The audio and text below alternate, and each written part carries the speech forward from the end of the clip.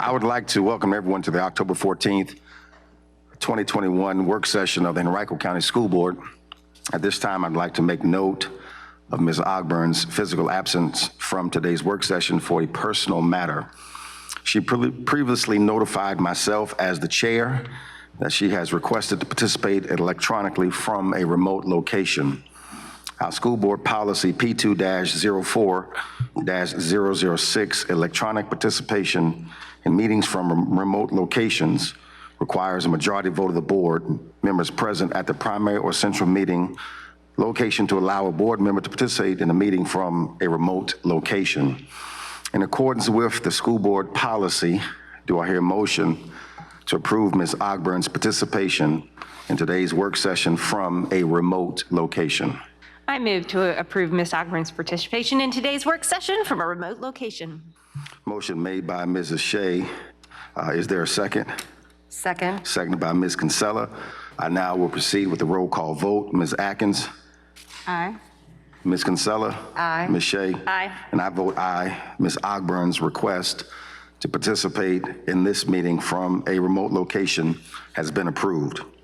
This meeting is being live streamed on the HCPS website, and we'll begin our meeting with a roll call. When I call your name, please verbally indicate your presence. Ms. Atkins? Present. Ms. Kinsella? Present. Ms. Ogburn? Present. Ms. Shea? Present. Thank you. Please let the record reflect that a quorum of the board is physically present and one board member is participating electronically from a remote location. I ask that Ms. Ogburn verbally note if you need to leave the meeting and subsequently verbally note when you return.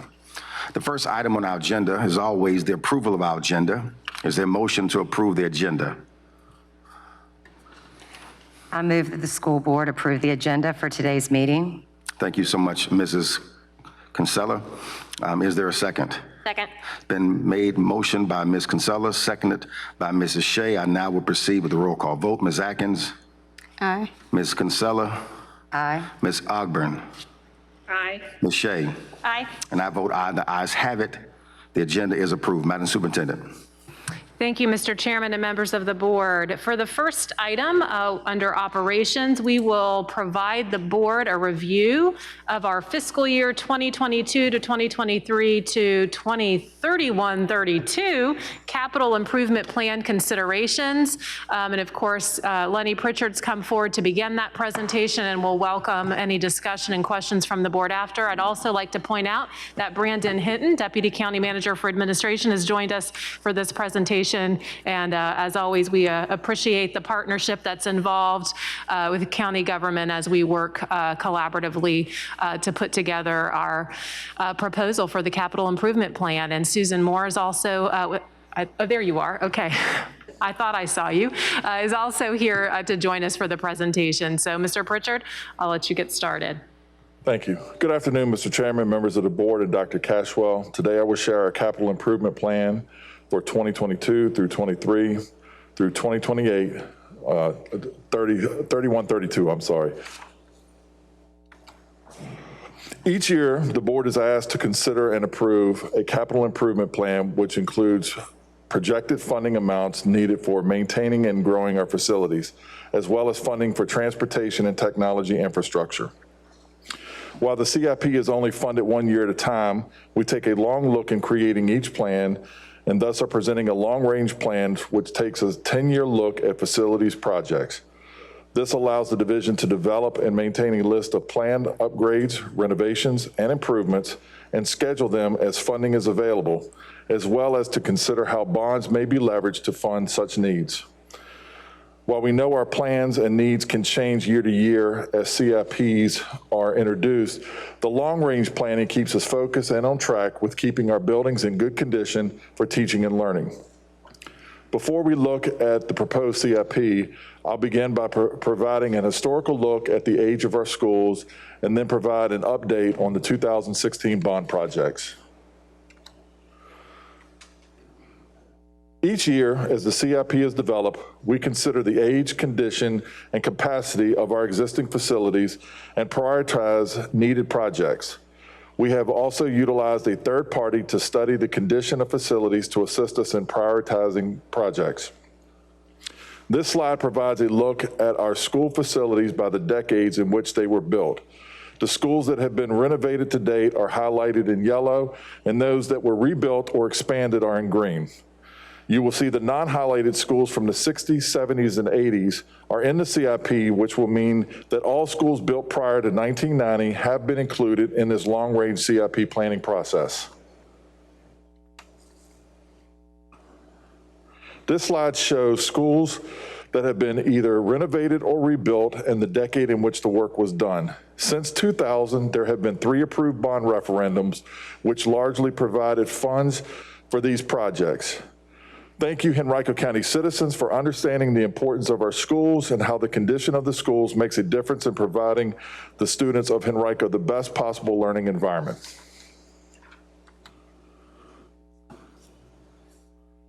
Listed are schools, facility projects which were funded by the 2016 bond referendum and their status. The construction for the initial 7 projects, which included 6 comprehensive renovations and an addition at Glen Allen Elementary School, are complete. The Holiday Elementary School expansion achieved occupancy this fall, and the project should be substantially completed soon. The 2 high school replacement projects at Tucker and Highland Springs High School also achieved occupancy in September. Highland Springs is a substantial complete and working through the punch list phase, while Tucker will be completed in the summer of 2022, as this was a 3-year project in order to complete the athletic fields and site work. The final project of the renovation work of Adams Elementary School will begin in the summer of 2022.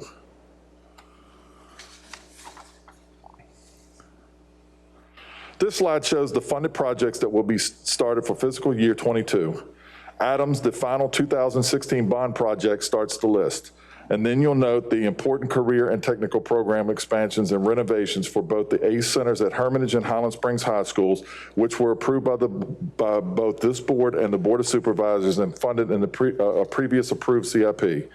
And finally, you'll note that the campus of Virginia Randolph, listed as a priority on the prior CIP but unfunded, is now on this list for immediate attention as we received ESSER 3 grant funds to begin this project. As you will recall from last year's CIP discussion, priority projects were identified and listed in long-range plans, but not funded. Recognizing the importance of beginning these projects in FY23, both boards have begun discussion about the potential bond referendum to fund these projects. This list constitutes the priority schools facility projects that are needed to address the age and condition of facilities, as well as to expand student capacity across the county, particularly the Longin project, as it will be an important part of assisting with alleviating overcrowding at the elementary schools in the surrounding area. The new Fairfield and West End elementary schools are planned by FY28 in order to accommodate student enrollment increases expected in those areas based on planned development of the surrounding areas. You will also note the addition of the Environmental Educational Center to the list. Not only should our CIP projects reflect how we will maintain our current facilities as they age, but how we will continue to grow and innovate to ensure world-class facilities and programs for Henrico students. This new project is planned to complement the new environmental studies program being planned for Varana High School and would also serve students of all grade levels across the county, serving as an instructional center that features best practice in regenerative green buildings.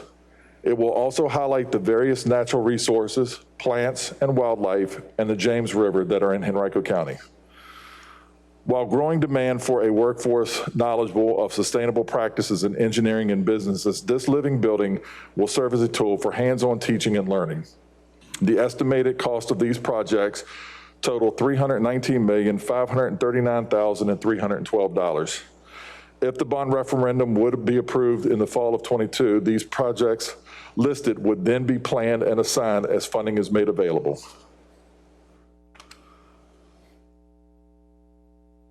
While this slide lists future projects not showing in our current CIP draft, this represents longer range projection and planning.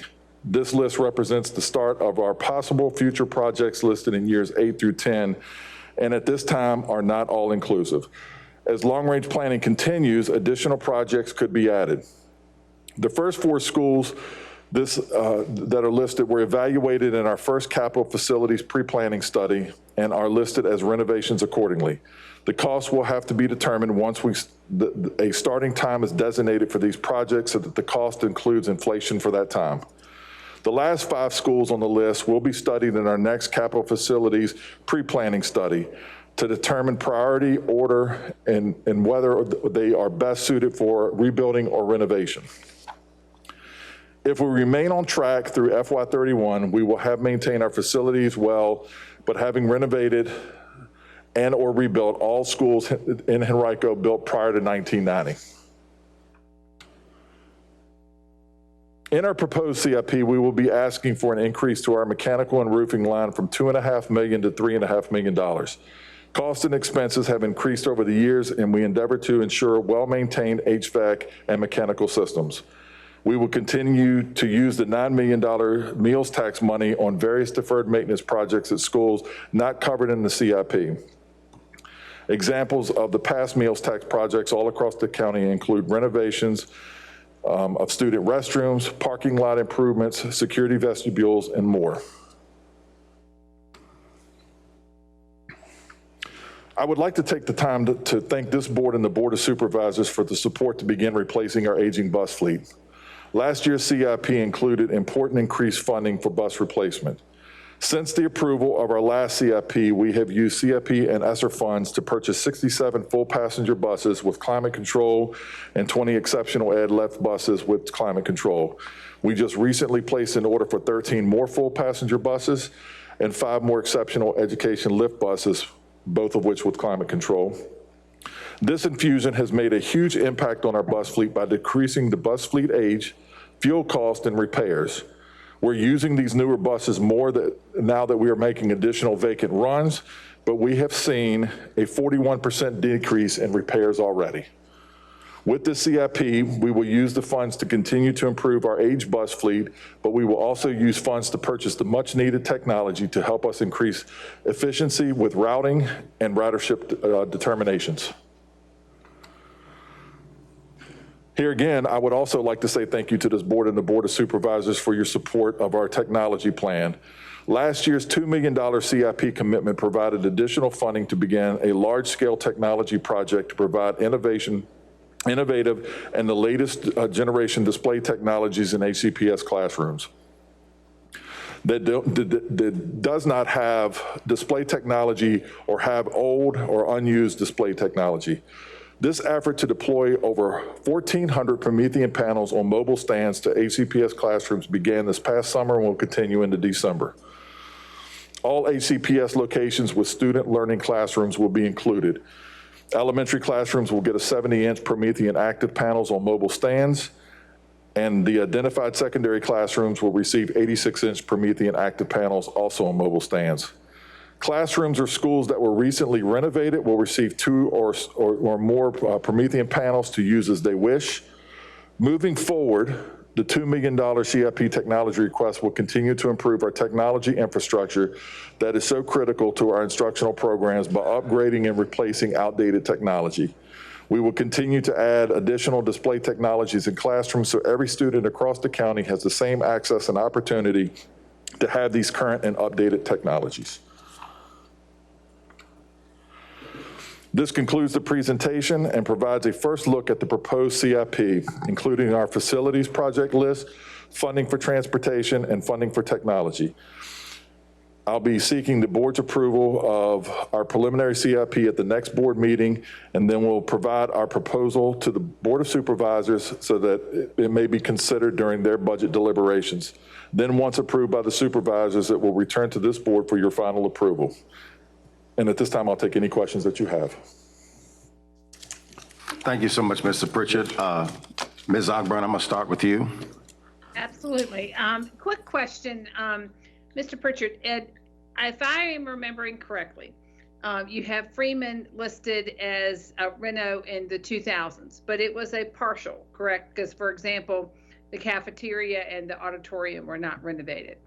I'm curious if there are plans to finish Freeman and to what might be done there? I know that's probably a question Ms. Shea was going to ask, but I'm curious about that. I can address that question. We have the auditorium and the cafeteria and some of those items that were not able to be included in the budgeted renovation of Freeman. It was 2008, I believe. Right. But we have those on the master project list to be able to look at them either through a meals tax project or through other capital funding. Okay. And in that same vein, I've brought this up before. There are several middle schools that do not have auditoriums. Tuckahoe Middle, Rolfe, I think there's one more possibly.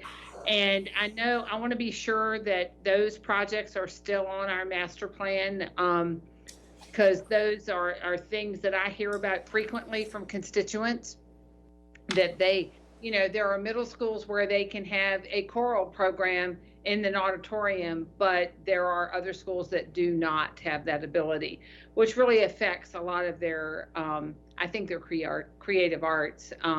They're having to have assemblies in the gym, and it's difficult for them. So I'm curious if those auditoriums are still on that list. Yes, ma'am, they are still on the list. It's Brooklyn, Fairfield, and Tuckahoe. Thank you. Yes, all three are still on the list. I think they're about 2.5, 2.8 million each for an auditorium addition. Right. And is that hopeful a meals tax project, or is it possible to put some of these projects in the possible bond referendum, or what are we thinking? Because I know those are smaller projects, and sometimes you know, they keep getting pushed back. I'm just curious how we're planning to get them in there. I think this time we're going to have to start looking at the meals tax alternative to fund some of these projects. Okay. Okay. One last question, and that's on 3 Chopped Elementary. You've got that in the possible renovation list. I know that in that area, we obviously 3 Chopped Elementary is such a small school, and we have lots of land there.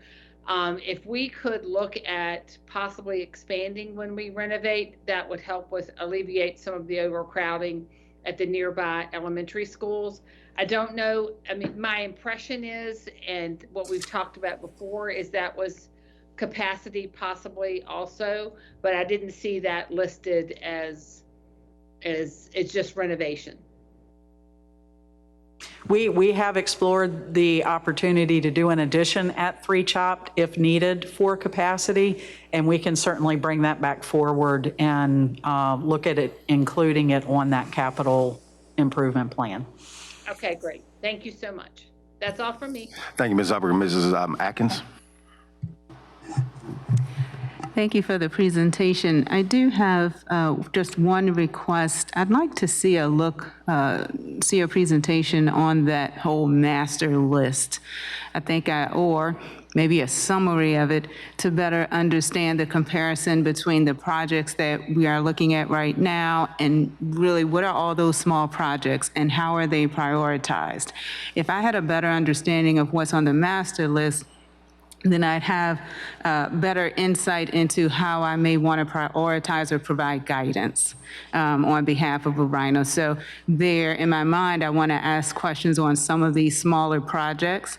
Perhaps they are already on your master list, and perhaps they're prioritized in a way that I would be amenable to, but it's very difficult to understand without seeing that master list. And also, you know, some of the projects in some of the other districts, understanding what those needs are, and then having a really collaborative discussion on what goes here and what goes there and the cost for them.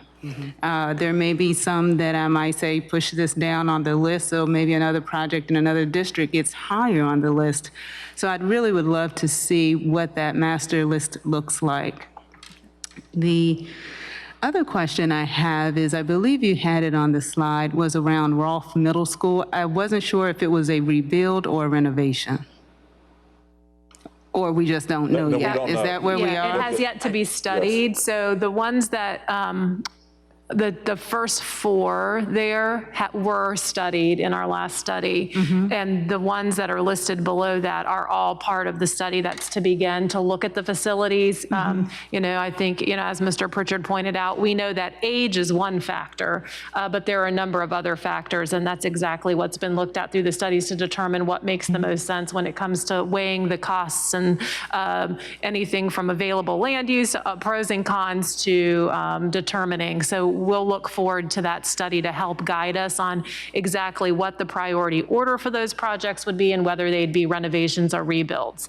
And so that's exactly what we use that first study to guide the projects you see listed on the potential bond list. Yeah, I think I would love to have a better understanding. I'm aware of sort of the process and how we determine what school is next, you know, based off of what you've mentioned.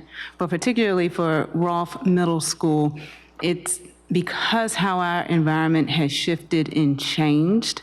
I'd like to have an offline discussion on when we get the study done for Rolfe Middle School. So that's an offline discussion. I just want to make you aware. I'd like to follow up on getting the study done much, much sooner, specifically because the conditions of the building and not having windows and all this type of stuff. So thank you so much. Yeah, that's imminently underway, and we'll share the study. All of those will be done in the same study, and we'll provide the board the result as soon as that's available.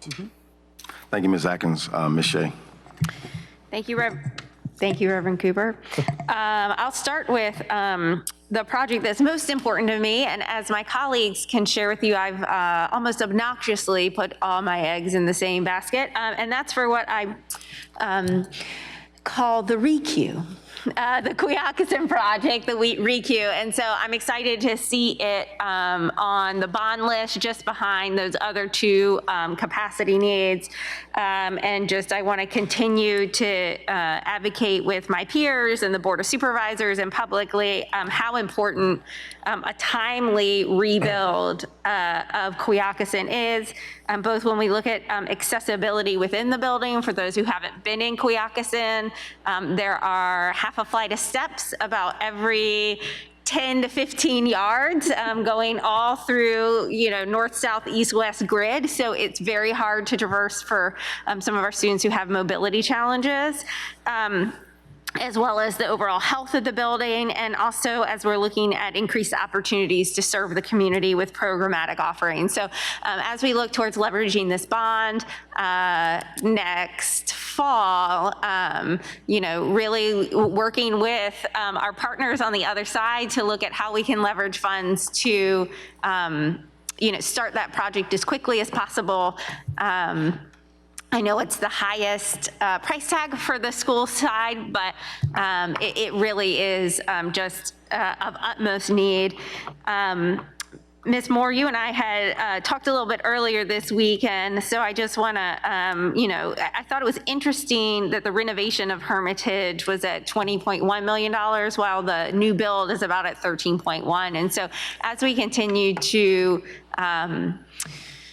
pursue the design aspects and kind of what goes where and what that looks like, I want us all to be mindful of, you know, in FY30, we have, you know, the HERM main building being addressed. And so making sure we're really using funds in a way that they'll be sustainable and get the most benefit for our students there.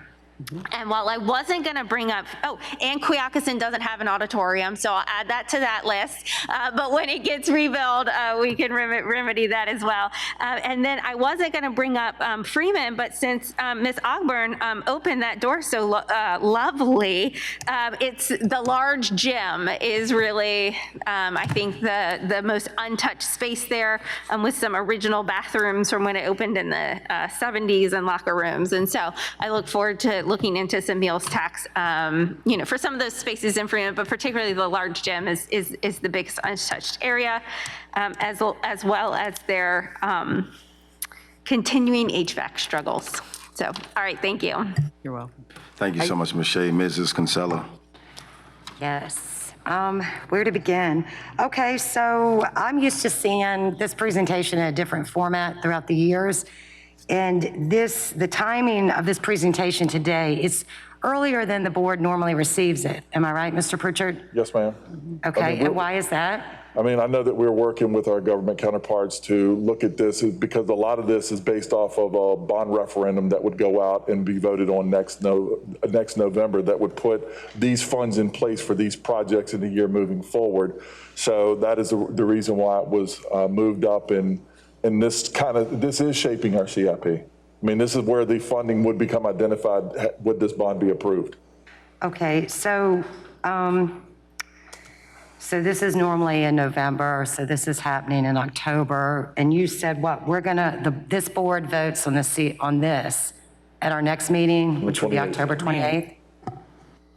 So Okay. typically, and I just want to add to what Mr. Pritchard said to make sure it's clear, because this particular CIP begins the discussion of a potential bond, which would be November of '22, we wanted to make sure we began those conversations with the board and with our community early so that we leave enough runway, because as you'll recall, even when we typically begin the process in November, there's a lot of discussion and altering, and this board, approves a draft that is sent over, and that's what you're going to be approving at the next meeting. You would be coming to consensus on a draft capital improvement plan that would continue to be massaged as we look at the budget process, but it would also, by getting it over there a little earlier, allow some of those conversations and planning for the bond to happen in a timely manner. Okay. And as Mr. Pritchard said, understanding what might be possible in the bond sort of helps shape our CIP that would ultimately then, after discussion with the supervisors, come back to this board where you all typically make a final approval in a final vote related to adopting a CIP and adopting, of course, a budget in the spring. Okay, and to what Ms. Atkins said about the master list of projects, which portion, normally we see meals tax funds and then perhaps a separate bond list of projects.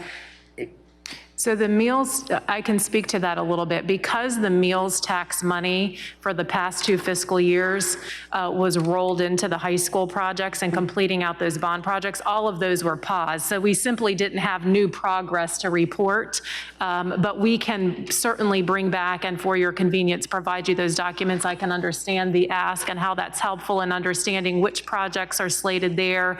While we did pause that, we moved forward with the security vestibules and some of the other pieces by leveraging other funding sources, but we'll provide that again for the board so that you can kind of see that hand in hand with this list to see how we intend to leverage meals tax monies to continue those lists of things like we mentioned, like the Freeman projects and some of the other projects that aren't reflected on the CIP, but are certainly in the hopper for some attention. And so for clarity, so financial year 2022, meals tax funds are spoken for or not?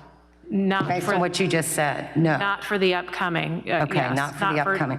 Correct. We are in fiscal year 21, 22 Oh, right sorry, now. so 23. Correct. So 23 is what you will see on the capital improvement plan when the final CIP or the draft CIP 3 comes to the school board, which would be So during that's what we're, ahead of the next those funds meeting. are not yet spoken for. I'm just trying to understand where we are in.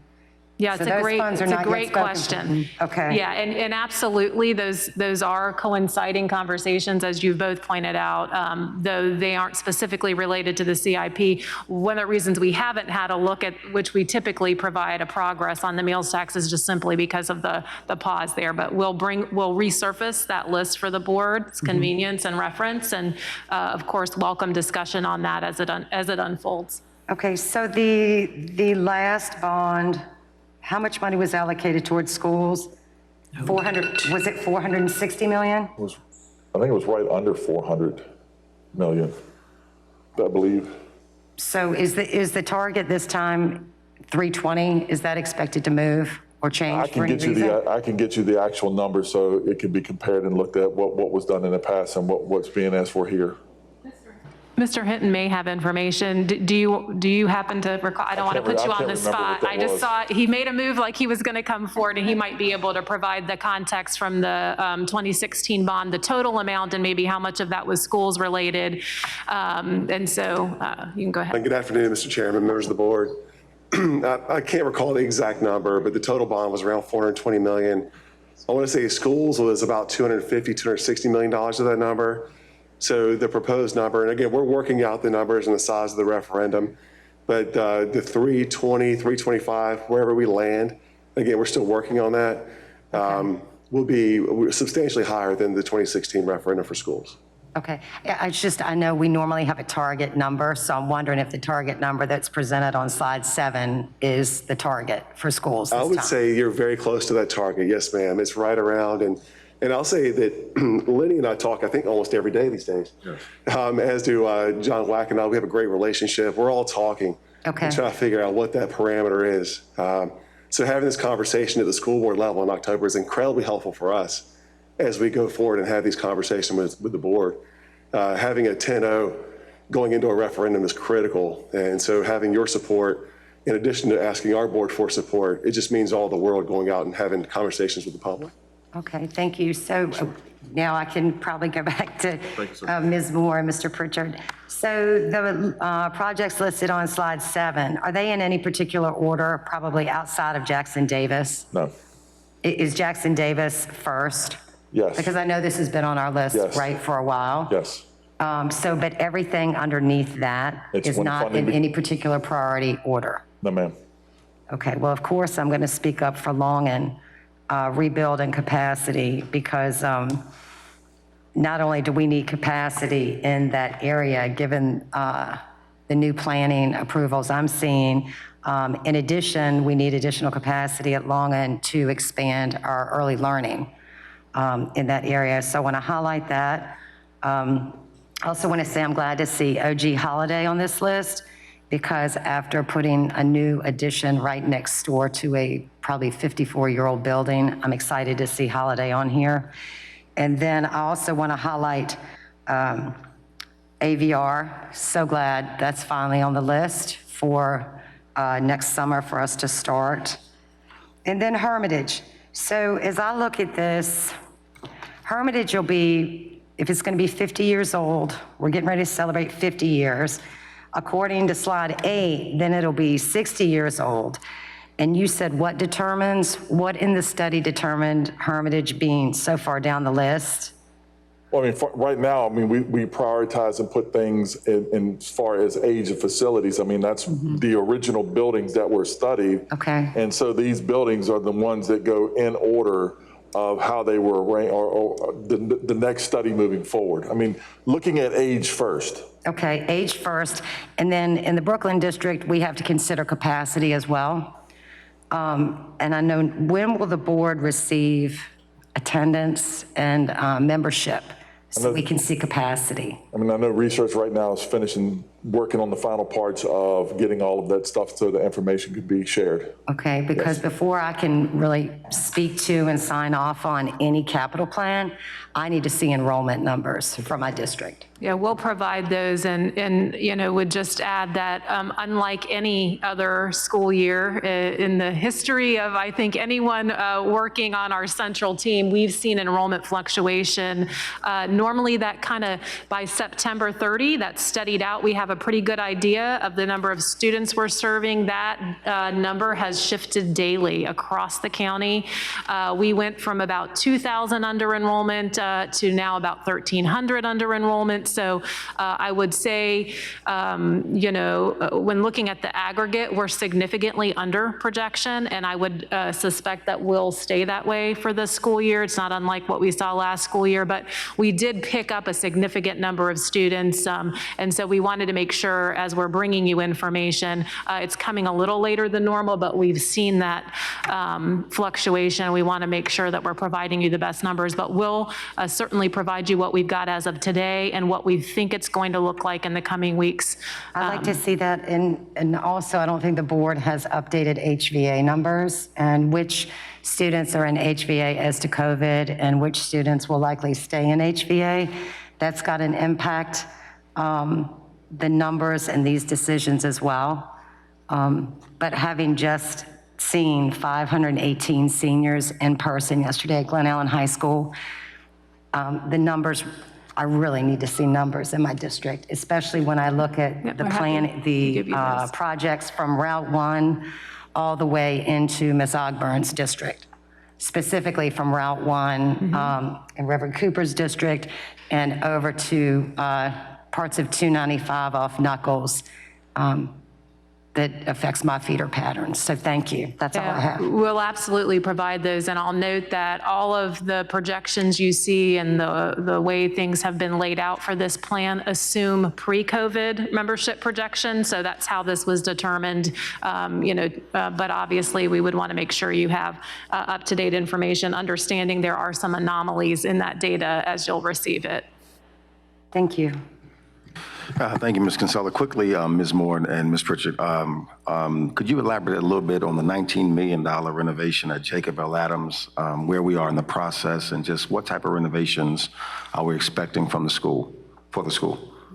I mean, I know what's going on to design, and every aspect of that building will be looked at, I mean, from top to bottom, and then obviously the parts that need the most work and the most redo and revitalize.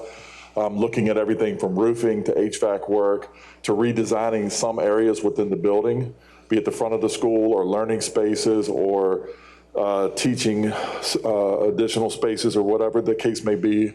All of this stuff will be looked at, and then it will be prioritized on what is immediate and what has to be done, and so that money will be dispersed working on those projects for that renovation. Thank you for that. That provides a lot of clarity. Next one on slide 6. The presentation, approximately 57,868,568 is projected design, construction, and FFE of Virginia Randolph. To clarify, the Board of Supervisors in the September 28th meeting indicating the county will allocate $49.9 million. So the question is, can you clarify, is this project a total rebuild, new construction project for the campus, or is this a partial replacement project with renovations to the existing facilities? I can speak to some of that, and then I'll let the experts chime in with what I missed. So as you originally saw in the prior CIP we brought forward, which is where this project and a potential cost was originally outlined, it was closer to that 50 million number, and that included a rebuild of one portion of the building and a renovation of the other. And if you'll recall, this is a unique project because it's not one building today, it's the campus at Virginia Randolph. We know there's a portion that needs to be fully replaced, and then there's some historical pieces that we need to be mindful of, make sure we're handling appropriately. And so parts of that are where we're looking at a renovation. And of course, it originally in the CIP we brought forward in the past was projected a few years out. So the number was an estimate based on inflation. So as we began to see that we could potentially expedite that project through using ESSER 3, we took another look at that number, and that's why you saw that reduced a bit in our ESSER application. But of course, we're still looking at preliminary numbers. We understand the cost could be more like 50 some, so absolutely understand that there could be a bit of a delta there between what's covered in ESSER and that what we would have to leverage funds for otherwise. But would certainly be working through that, and feel free to add anything I've missed there. As Mr. Hinton said, we've had communications almost on a daily basis, and one of the biggest topics of conversation is just that alone, is identifying the funding source to bridge that difference and what ESSER funding is going to provide, and then what the actual cost of the project is going to be. So it's rebuild and it's also new construction? Yes. Correct. So the campus-style buildings that we have that are circa 60s would be the buildings that we would demolish. Okay.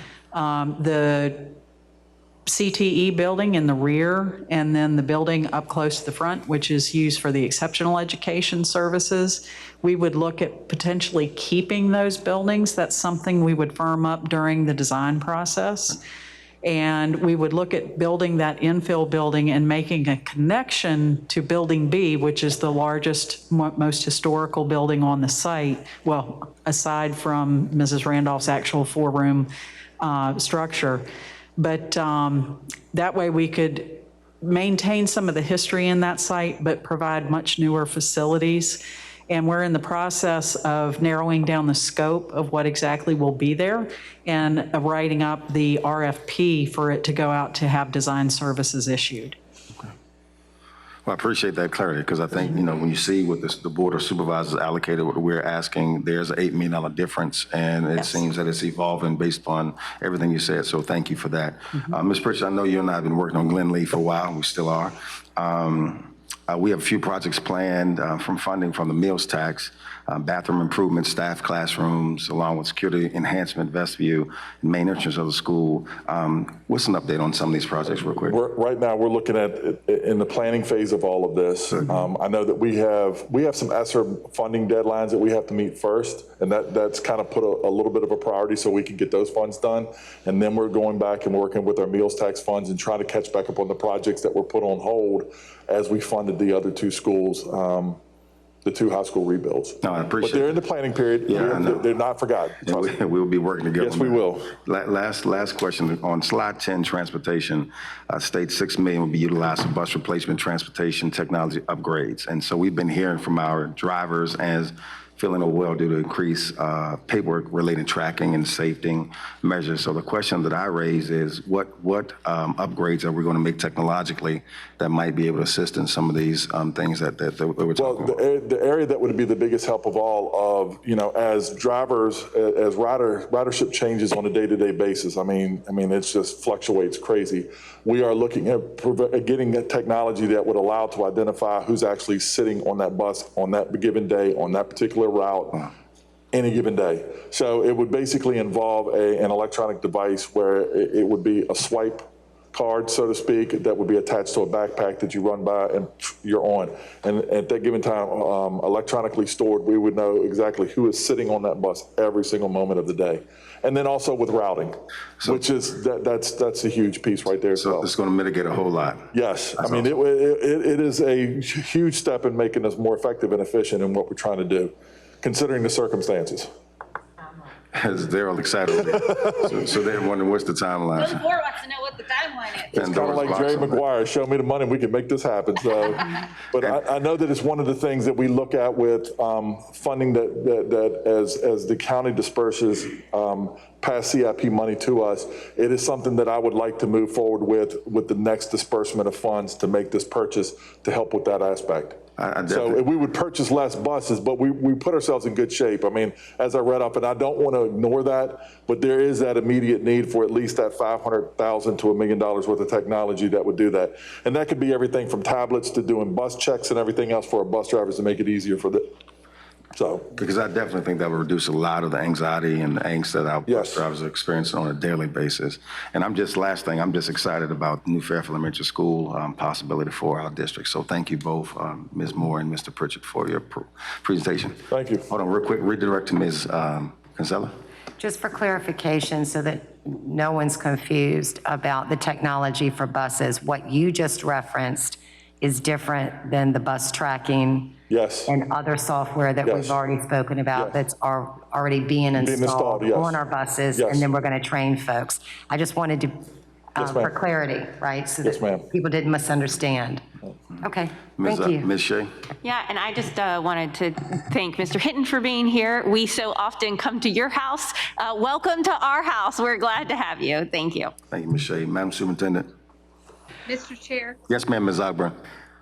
I just wanted to, if you don't mind, I will ask Mr. Pritchard just one quick question following up on something that Mrs. Kinsella said earlier, and that was about Longan Elementary School and stressing the need for that. As you know, and all the board members know, River's Edge Elementary School is so overcrowded, and I am hoping that that project to expand Longan and that will relieve River's Edge is high priority moving forward. It is our real need area. I know obviously we've got other projects that are high priority, but that one for capacity reasons, I will echo what Mrs. Kinsella said and advocate for that to be right up there at the top. Yes, ma'am. Thank you. Thank you. All right, thank you, Mr. Pritchard. Again, Mrs. Moore, thank you, Mr. Hinton, for being here.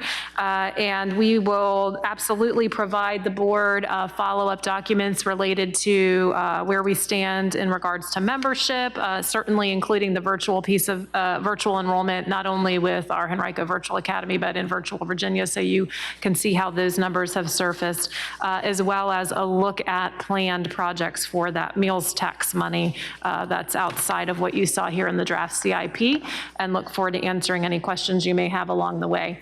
All right, for the next item, I'll be seeking your approval for this at our evening meeting, but want to offer an opportunity for any questions you might have as you review the annual contracts to Mosley Architects, PC, Quinn Evans Architects, and NBJ Architecture for architectural interior design and engineering services. Any questions related to that item? No questions there.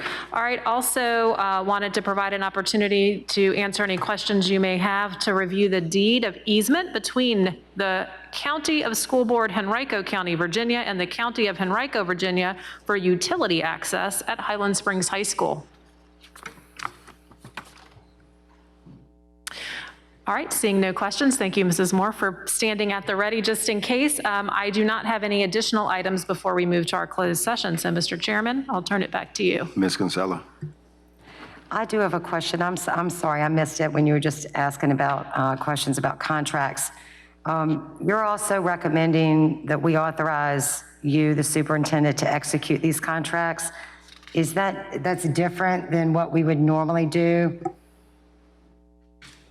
I don't want to cut you off. She can explain the law here. Not a problem. So this was something that in discussions with legal, and due to some questions that came up over a slight contract dispute, I don't even remember what job it was.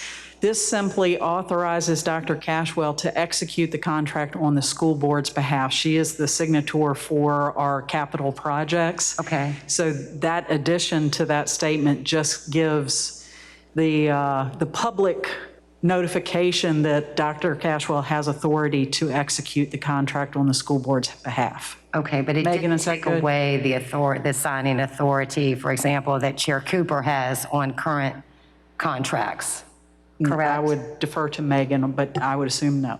Correct. That does not, this is only specific to this agenda item. Okay, thank you. Thanks, great question. Thank you, Mrs. Moore. Thank you, Ms. Moore. Thank you, Dr. Cashwell. The next item on our agenda is a closed meeting. Is there a motion to go into closed session? I move that the school board go into closed session for the discussion of matters covered under items A1 and A2 of Section 2.2-3711 of the Code of Virginia 1950 as amended pertaining to the assignment, appointment, performance, disciplining, and release of contract for specific school board employees and request for religious exemption from compulsory attendance. Thank you so much, Ms. Shea, for the motion. Is there a second? Second? Seconded by Mrs. Atkins. Roll call vote. Ms. Atkins? Ms. Gonzalo? Aye. Ms. Ogburn? Aye. Ms. Shea? Aye. And I vote aye. The ayes have it. We will now go into closed session. We will reconvene the work session at the conclusion of our closed meeting. Board members, is there a motion to certify closed session? I move that the school board certify by recorded vote to the best knowledge of each school board member only public business matters lawfully exempted from the open meeting requirements of the Virginia Freedom of Information Act and identified in the motion authorizing the closed meeting were heard, discussed, or considered in the closed meeting. Thank you, Ms. Shea, for the motion. Is there a second? Second? Seconded by Mrs. Atkins. Roll call vote. Ms. Atkins? Aye. Ms. Gonzalo? Aye. Ms. Ogburn? Aye. Ms. Shea? Aye. And I vote aye. The ayes have it. The closed session has been certified. Madam Superintendent? Thank you, Mr. Chairman and members of the board. For the first item, I am recommending that the school board approve the appointment of administrative personnel. Is there a motion to approve the appointment of administrative personnel? I move that the school board No, go ahead. approve the appointment of administrative personnel. Thank you so much, Mrs. Kinsella, for the motion. Ms. Atkins, would you like to second it? Second? Thank you, Ms. Atkins. Roll call vote. Ms. Atkins? Aye. Ms. Kinsella? Aye. Ms. Ogburn? Aye. Ms. Shea? Aye. And I vote aye. The ayes have it. The administrative appointments are approved. Thank you. The board has just approved Gina Jones as the new principal at Fairfield Middle School and Chad Hall, IT manager for Student Information Systems and Technology. For the next item, I am requesting that the board approve a release from compulsory attendance for student case number 21-22-RE-4 based on bona fide religious beliefs. Is there a motion to approve the request for release from compulsory attendance? I move that the school board approve the request for release from compulsory attendance for student case number 21-22-RE-4 based on bona fide religious beliefs under section 22.1-254B1 of the Code of Virginia. Thank you so much, Ms. Shea, for the motion. Is there a second? Second. Seconded by Mrs. Ogburn. Thank you, Ms. Ogburn. Roll call vote, Ms. Atkins. Aye. Ms. Gonzalo. Aye. Ms. Ogburn. Aye. Ms. Shea. Aye. And I vote aye. The ayes have it. The request for release from compulsory attendance based on bona fide religious beliefs has been approved.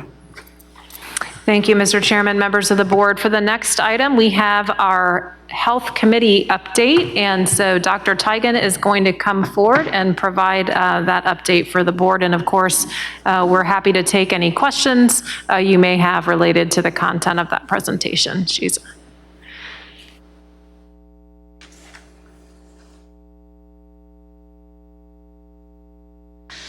Good afternoon, Chairman Cooper, members of the board, and Dr. Cashwell.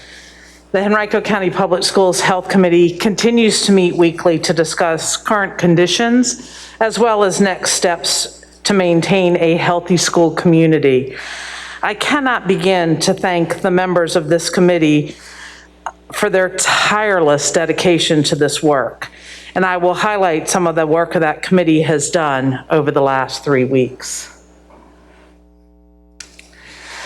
Today's agenda includes the current transmission level for Henrico, the addition of an internal-facing contact tracing dashboard for our administrators and nurses, an update on surveying our staff about vaccination status, the distribution of proctored COVID-19 test kits, and the plans to begin screening those involved in winter sports. As I do at each meeting, I will start with the transmission level. On Tuesday, the Virginia Department of Health released the current health data for Henrico County. Due to the holidays, it was delayed a day. 3 weeks ago, the transmission level within Henrico was high. And as of this past Tuesday, Henrico remained at that high level of transmission. But the case count does continue to decline. Based on the 7-day data from October 3rd through 9th, the number of new cases per 100,000 was down to 156.9, and the percent of PCR tests that were positive was 5.0%. We also reviewed the level of school impact.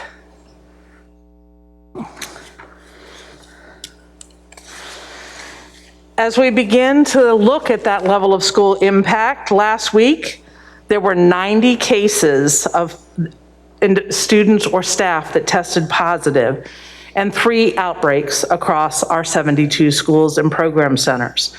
The overall student absenteeism level for the last week was 6.5%, but the actual attendance from school to school, of course, varies. This average is up 2.7% when we compare it to the absenteeism rate for this same time period in the 2018-19 school year, which remember was going to be our standard because that was our last regular full school year. Staff capacity does remain strained as additional resources approved are still being onboarded. Overall, the level of school impact is at medium, but when combined with the high transmission levels in Henrico, yields that Henrico overall is at a high transmission rate. So what changes have we made over the last 3 weeks? to improve our processes and procedures as we continue to deal with the high level.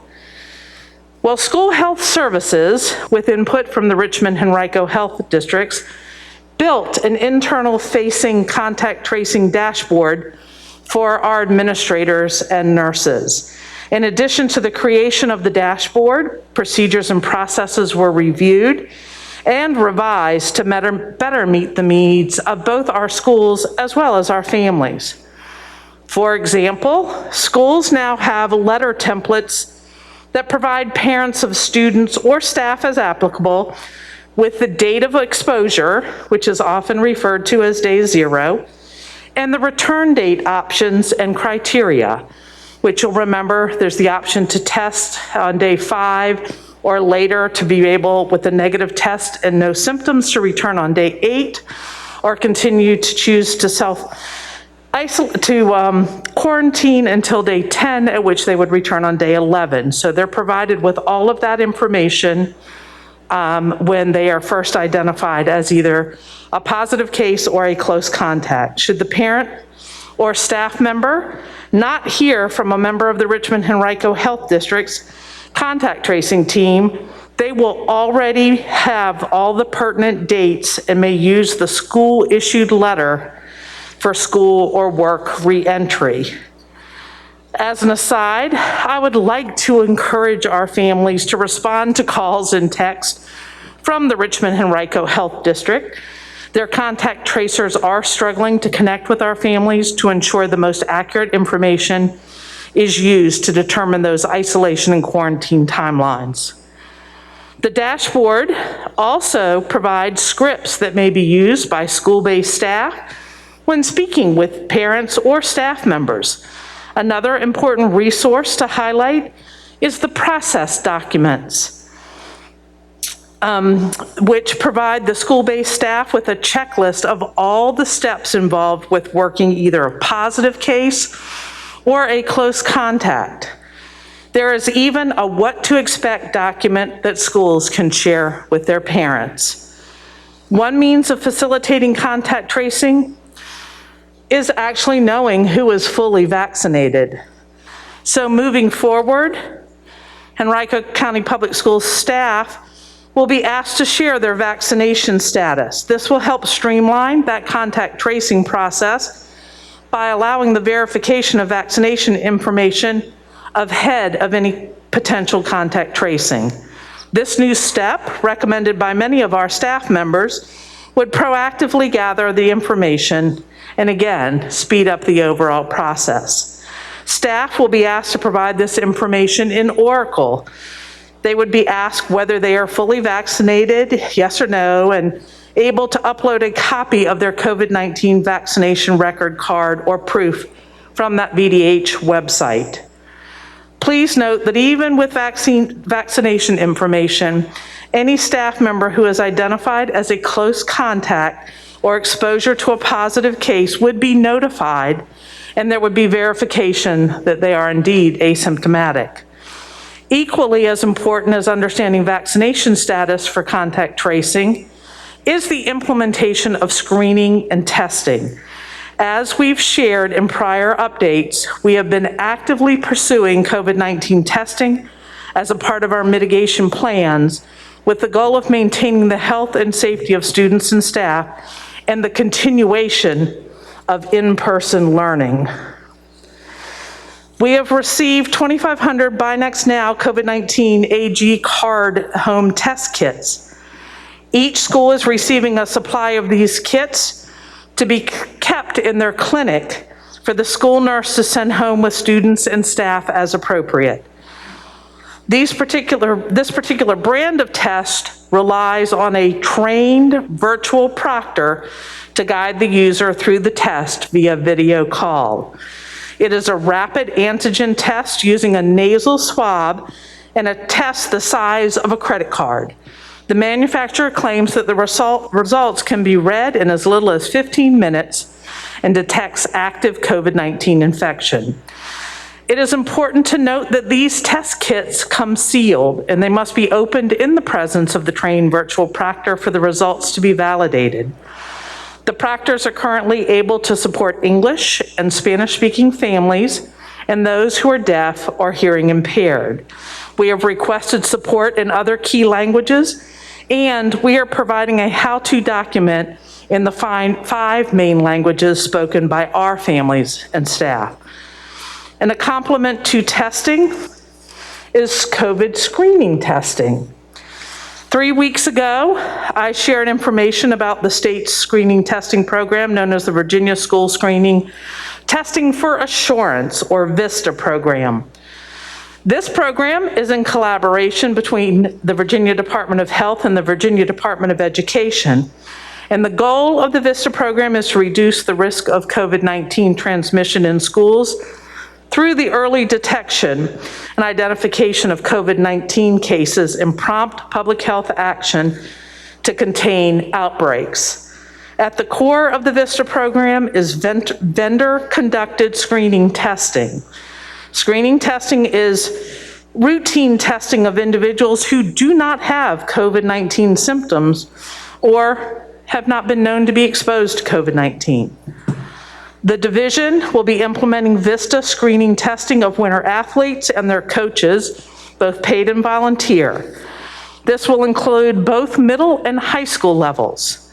The students and coaching staff who are fully vaccinated may opt into the screening testing, and the rationale for focusing on winter sports is because they are being held indoors, and many of them are close contact. Principals will be sharing this information with their communities in their weekly communications, and coaches and activity directors will help athletes and families understand by sharing information at student interest and parent meetings. As always, the activity directors will work with families one-on-one to address concerns. Winter sports at the high school level begin on November 8th, and at the middle school level, begin 1 week later on November 15th. The VDH feels confident a vendor will be in place and able to meet our needs beginning on those dates. One of our needs was also to complete screening immediately after school so as not to impact the instructional day. While beginning with winter athletics, we may expand to other extracurriculars and activities as time goes on. And at this time, I am happy to answer any questions you may have about any of the items. Thank you so much, Ms. You're welcome. Dr. Teigen. I'll start with Ms. Shea. Oh, all right.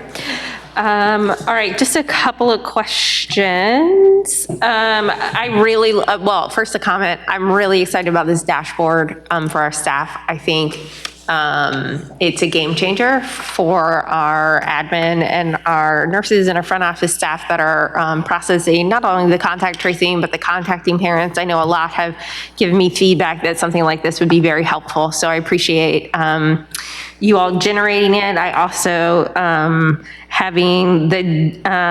already having the return dates for our families in case they don't hear from the Department of Health is also a game changer in terms of getting our students back in school, which is important to all of us. A couple of questions.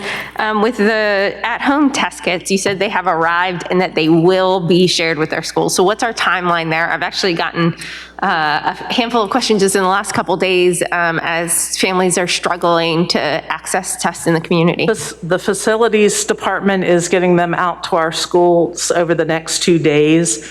And our plan was to make sure that they can be handed out to families starting Wednesday. There's meetings set up with nurses to provide additional training to make sure that they've actually seen a test kit being used and are able to answer questions for families, and provide support. So we're looking at Wednesday, October 20th. Yes, ma'am. Okay, thank you. That would be the latest. That's very helpful. So we know looking at the trends of data in terms of transmission in the community, we're seeing cases go down. Are you seeing any specific trends within our schools in terms of cases or transmissions? While there are fewer cases and fewer close contacts last week, I can share that both of those actually went down. But I do know too that we still are continuing to see outbreaks within, or clusters in classrooms in some of our buildings. So I know previously and last year, most of our clusters appeared in transportation or athletics. Are we beginning to see some of those in our classrooms now? Yes. That is a bummer, but I appreciate you sharing that information with us. And then just my last question is, as we look at the screening of our students and coaches, can you share just, I'm sure you said it and I kind of missed processing it. Is this required for our athletes, and does vaccination status impact participation in it? Everyone can be screened, even if they're fully vaccinated. Everyone will be screened unless someone who's fully vaccinated would like to opt out, and they certainly can. But we know that they might want to opt in, and so that's available to them even if they're fully vaccinated. So if they're not vaccinated, then they would need to participate in the program. Okay. I think that's all for me. Thank you so much, Dr. Chang. You're welcome. Thank you so much, Ms. Shea. Ms. Gonzalo? Yes, so referencing the 2,500 test kits, how will they be distributed amongst our 72 schools? They actually come in sets of 6, so we have distributed them at schools, and we've given them each like 3 packages so that they can have a number to start with, and then we have a remainder, kind of like a supply stash that is staying in our warehouse that then we'll be able to quickly get out. If a school is depleting their supply, they can say, hey, I need some more, and we can get them out there. We wanted to make sure they were coming from a central location and not trying to, because we have to monitor them, making sure that we're not having to move them from school to school. We'd rather move them from the warehouse to a school. Okay. And will the test kits be given to students who leave the school with any of the symptoms listed on the COVID sheet? They can be used for that, yes, ma'am, as well as if they're a close contact or if they are test positive. Okay, because I'm hearing from constituents, and I've actually experienced this personally in my own house, where we left school or students are leaving school with a symptom on the sheet, and then the access to testing in the community in order to return to school is getting, access is limited, should I say. It's a real shortage of testing kits. So what do we recommend to families? Well, I'd say they can get one of the kits through the clinic. They can right now. They can, yes, that's one of the. Yeah, it's absolutely the reason why we are so excited about being able to implement this, because of the access. Yeah, so that would be a case when the nurse would send the kit home. I mean, a parent could say, I don't want it, or I have access to one elsewhere, but that's exactly the kind of use case. It's already available right now. Well, that will be on Wednesday. Okay, so next week. Correct. Okay, so we just have a couple more days to get through. But to your point, which is good, that is the kind of case we would be looking at. That's why we will have these in our schools. So if you're identified as a close contact and you're going to be quarantined, you would need to access a test on your own. We know that's been a hardship for families. Now we're able to provide that. And the same thing with a student who may exhibit a symptom and be sent home, and they would have had to seek a test in the community. Now we can send them home with a test. So those are the exact use cases for these test kits. And when and how will that be shared with families? There'll be communication out from schools to their families. Most of them will be available through the clinic. Okay. And so if a child's going home sick, the expectation is that conversation is occurring between the nurse or the clinic assistant and the parent, as in, your child's sick, they have symptoms, and would you be interested in a COVID kit? And I do want to be clear, this wouldn't be that anyone in the community or families would just come in and request a test to be given to them. It's when we've identified you in our clinic as a close contact or having an illness, we then provide you with the test. So, and of course, that conversation would happen between the nurse and the family, along with the directions, as we mentioned, in a number of languages and some other tutorials of how to actually use the kit. Right. Having heard from some folks who were frustrated with the procedures, do procedures vary? I mean, I realize we have this great dashboard with access to links, but the procedures may vary from school to school, right? Like call your clinic or call your attendance secretary. And then some of our employees are not equipped to be handling this, and they need to be trained, right? That's important for me, for them, because they're frustrated. And then hearing from parents who are equally frustrated where the procedures aren't clear how to return to school. Well, I think with the letters, because everyone is using the exact same letters, that will address any things that are not, synced from school to school, because the letter's a template that they print and all they're doing is filling in the name and the dates. So that should be consistent. The schools are providing, I know that the kits are all going into the clinic, so that should be a common place of which they're interacting with the nurse. And again, the nurse is going to know that the child's going home sick to be able to offer that.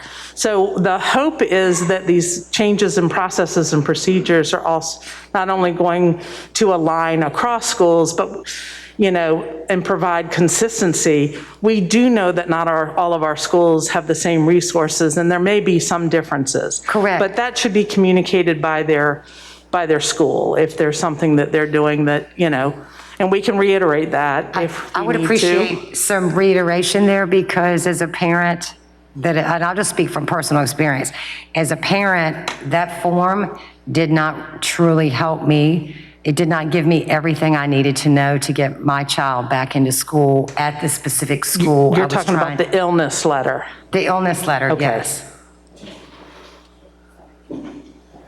Just having a symptom, and of course, any child who goes to the clinic in our schools that has any symptom on the sheet, and quite frankly, if you even go to the clinic, it's my guess that you would get this sheet.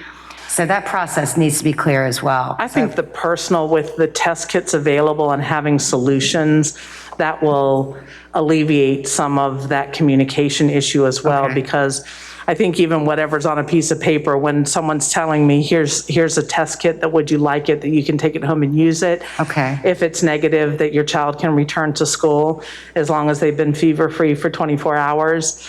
I think those things will help eliminate some of the confusion through the process, but we'll go back and re-examine the letters. For a specific school, maybe specific email address where you send a snapshot of your screenshot of your negative test, or a specific phone number to call. I just ask that it be reiterated. And then that's all I had. Thank you. You're And thank you welcome. for all the work the committee has done, especially on the new dashboard. And that truly has been School Health Services and Christina Vitek. She has led that work with School Health Services and done an amazing job, all that whole team.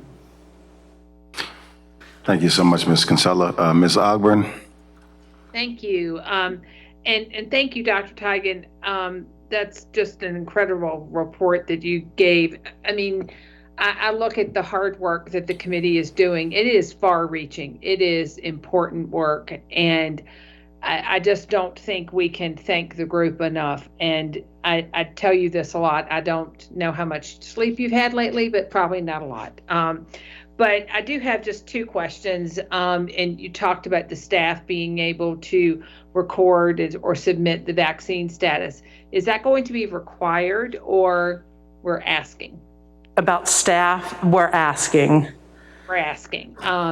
And will we be able to have an update in the future about that status, as far as how many of our staff I know we'll give it a while before we would do that, but is that information going to be shared with the board? We'd be happy to share that data with the board. We felt like, collecting it through Oracle, and I say this for your benefit, but also for our staff that might be listening, is that right now we're in open enrollment period for our health, and dental. And so as they go in to do that, they'll be able to access this information and be able to share that if they want, so that it makes it easier with contact tracing. Absolutely. And I think that there's such value in that. And I know I've heard, as you said, a lot from our staff members about that. And the last question I had was on the test kits, which again is such a great service for our families. But I have gotten this questions from several parents that if a test kit was available, if the parent did not feel comfortable administering it, could they have, is there any scenario where one of the clinic nurses would be administering that COVID test, or is it strictly they take it home and administer it there? It's strictly they take it home, but again, it comes with, when they scan the QR code on it, they set up an account, and a live human being on the other side of the computer or cell phone is going to walk them through every step. And so they aren't alone as they go through this, as far as taking the sample. If they're concerned whether they've taken it appropriately, that proctor will help them, reading the results of the test, and then they actually record the results and email it back to the parents as well as to the schools, to the school system.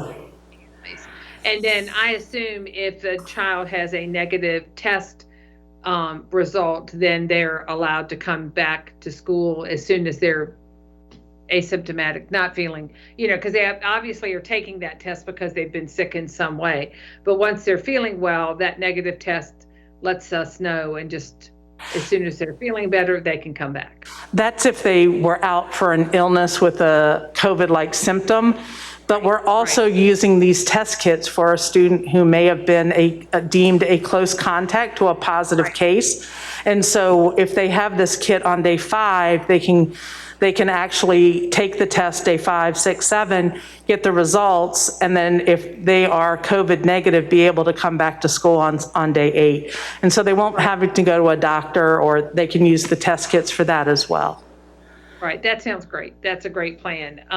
I think that's a wonderful support for families. I have heard from a number of families, as the others have said, that it's very hard to even get an appointment right now. And so this is kind of breaking the dam, so to speak, of that testing and getting the kids back into school as quickly as possible. But thank you very much. You're welcome. Thank you, Ms. Upper. Mrs. Atkins? Thank you, Dr. Tigan, for the presentation. I just want to confirm, I think it's 18 kits per school for each school. Is that I believe accurate? that's what we have allocated for initial. And like I say, we have additional in the warehouse, and we've actually ordered additional test kits so that we would, stay up in front of the supply need. Can you share who will be tracking the utilization of those testing kits? Yes, there is actually a tracking form that we have been given, and we've actually expanded on that to be able to include who the test. They really want us to be able to just count how many tests went out to students or staff. We're actually going to track who they went to. That's at least the intent right now, so that we know, and can follow up if need be, that if we haven't heard from a student that took one home, do they need support? Is there something more that they need that we can do for them? And it's important to understand the tracking of the COVID tests and have some data around the usage of them, especially knowing that providers are backlogged in things like immunizations, getting COVID tested, et cetera. So thank you for sharing that. Can you share a little bit more about where we are as far as tracking vaccinations on students and having a system in place to help with contact tracing for students? On vaccinations as far as just COVID? Right. Sorry, I was going down the other vaccinations that are required. We don't have specific data on our students, although every Monday or Tuesday, whenever we meet as the health committee, which is traditionally every Monday at 11, we actually go over what the vaccination status is for the number of students that are in Henrico County. So not necessarily all our students, but that are between the ages of 12 and 15, and those that are, over 12 to 18, I'm sorry, and those that are over 18. And so that data is available. It's available on the dashboard, and we do monitor that. I really would say that Henrico has done a really nice job. Our numbers are higher than a lot of other localities. And we're already, the health department has been working with us, and we stand ready for when the 5 to 11-year-old vaccine becomes approved. We'll be doing a clinic at Fairfield Middle, a clinic at Elko, both of those on our Saturday. They're reopening the Raceway to be able to do additional immunizations there, and families will be able to access that for the 5 to 11-year-olds. That was a perfect response, because I'm hoping that families will hear sort of more of the collaborative effort that's discussed in the meetings, but also know that we're talking about the future as well for when the 11 and younger will be able to get inoculated as well. The other question that I have around mask breaks, I'm learning from students, that when they become uncomfortable, they will wait for a mask break, or they'll go ahead and pull their masks down so that they can breathe. Have you received any feedback from teachers or administration on the effectiveness of mask breaks? I have not, but we can certainly check with the, Division of School Leadership directors and see what feedback they have. And they can check with the principals at their principal meetings. Thank you for that. And it also depends upon the type of masks that our children are wearing. There's a big difference between wearing an N95 all day and a cloth mask all day. And particularly, I think those that are, experiencing severity with asthma and symptoms like that. So I think it would be good to have a pulse check on the effectiveness of the mask breaks that we're having in our schools, just as a preventative measure. And then the other thought was, as we're approaching, our major holidays in this country, we're approaching winter break, fall festivals, Thanksgiving, New Year's, all of these wonderful holidays. Can you share a little bit, and this might be more for you, Dr. Cashwell, the marketing plan to share just reminders on being safe during these upcoming gatherings?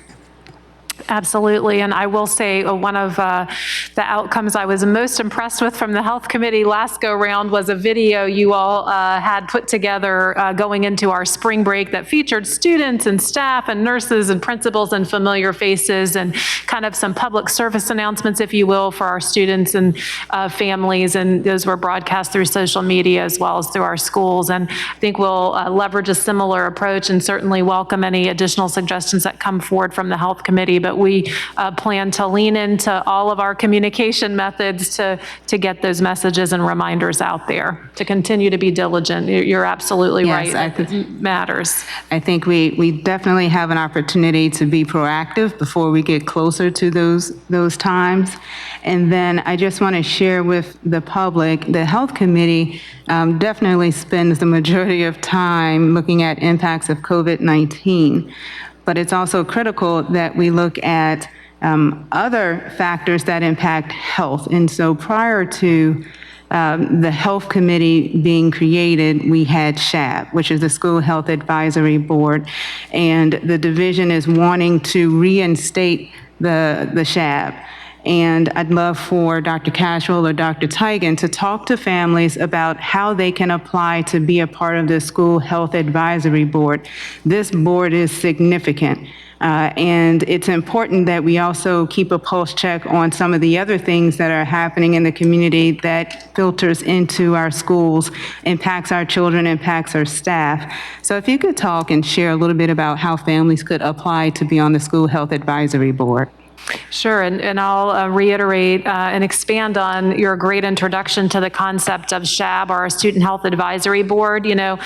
Certainly the Health Committee, as it's been dubbed throughout the pandemic, has focused specifically on the prevention of the spread of COVID-19 and the impacts of COVID-19 on our schools as we found ourselves in a global pandemic and sort of that emergent circumstance. But we know that when we think of issues of student health, they're much more encompassing than simply the issue issues created during and by the pandemic. And so the important work that our SHAB had been doing, which again, this is an advisory committee to the board that has community members, representatives from our health department, other significant healthcare professionals in the community. And so we are seeking to get that group going again so that we can address a number of the broader, more global health issues. I know everyone on this board has been very centered around issues of social, emotional, mental health, all, trauma-informed care, all those things that we've been able to touch on in other ways, but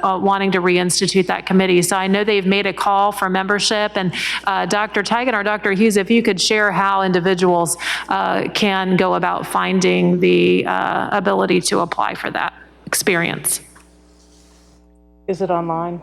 It is online. I was going to say, I thought there's a link online on the website that, if you go to the health it's through the health website, correct? That's correct. Just want to make sure. I haven't actually seen the link, so, but people can go on and they are seeking members right now. And they're looking for a diversity of people in different roles, and that goes for administrators, teachers, parents, community members. The more diverse that group is, the more impactful it likely will be. Thank you very much, and that concludes all of my questions and comments. Thank you, Ms. Atkins. A real quick follow-up for Ms. Shea. Thank you, Reverend Cooper. Dr. Tigan, I've been continuing to digest some of your words from earlier, and it prompted another question for me. So when you were talking about the VISTA testing for our athletes starting November 8th, November 15th, you mentioned that they were confident they'd have an infrastructure set up by then.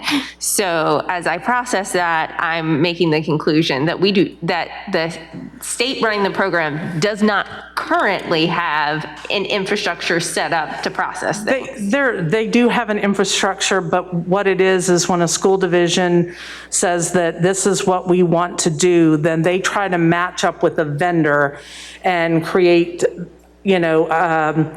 a meeting that the vendor can meet with the school division so that everyone's sure that they can meet our needs. And like one of our needs was, we've asked that they find a vendor that can provide us with people who can test after school, so that when our athletes get out of the school day, before they transition into the locker rooms or, to get ready, that we can do the testing at the school site.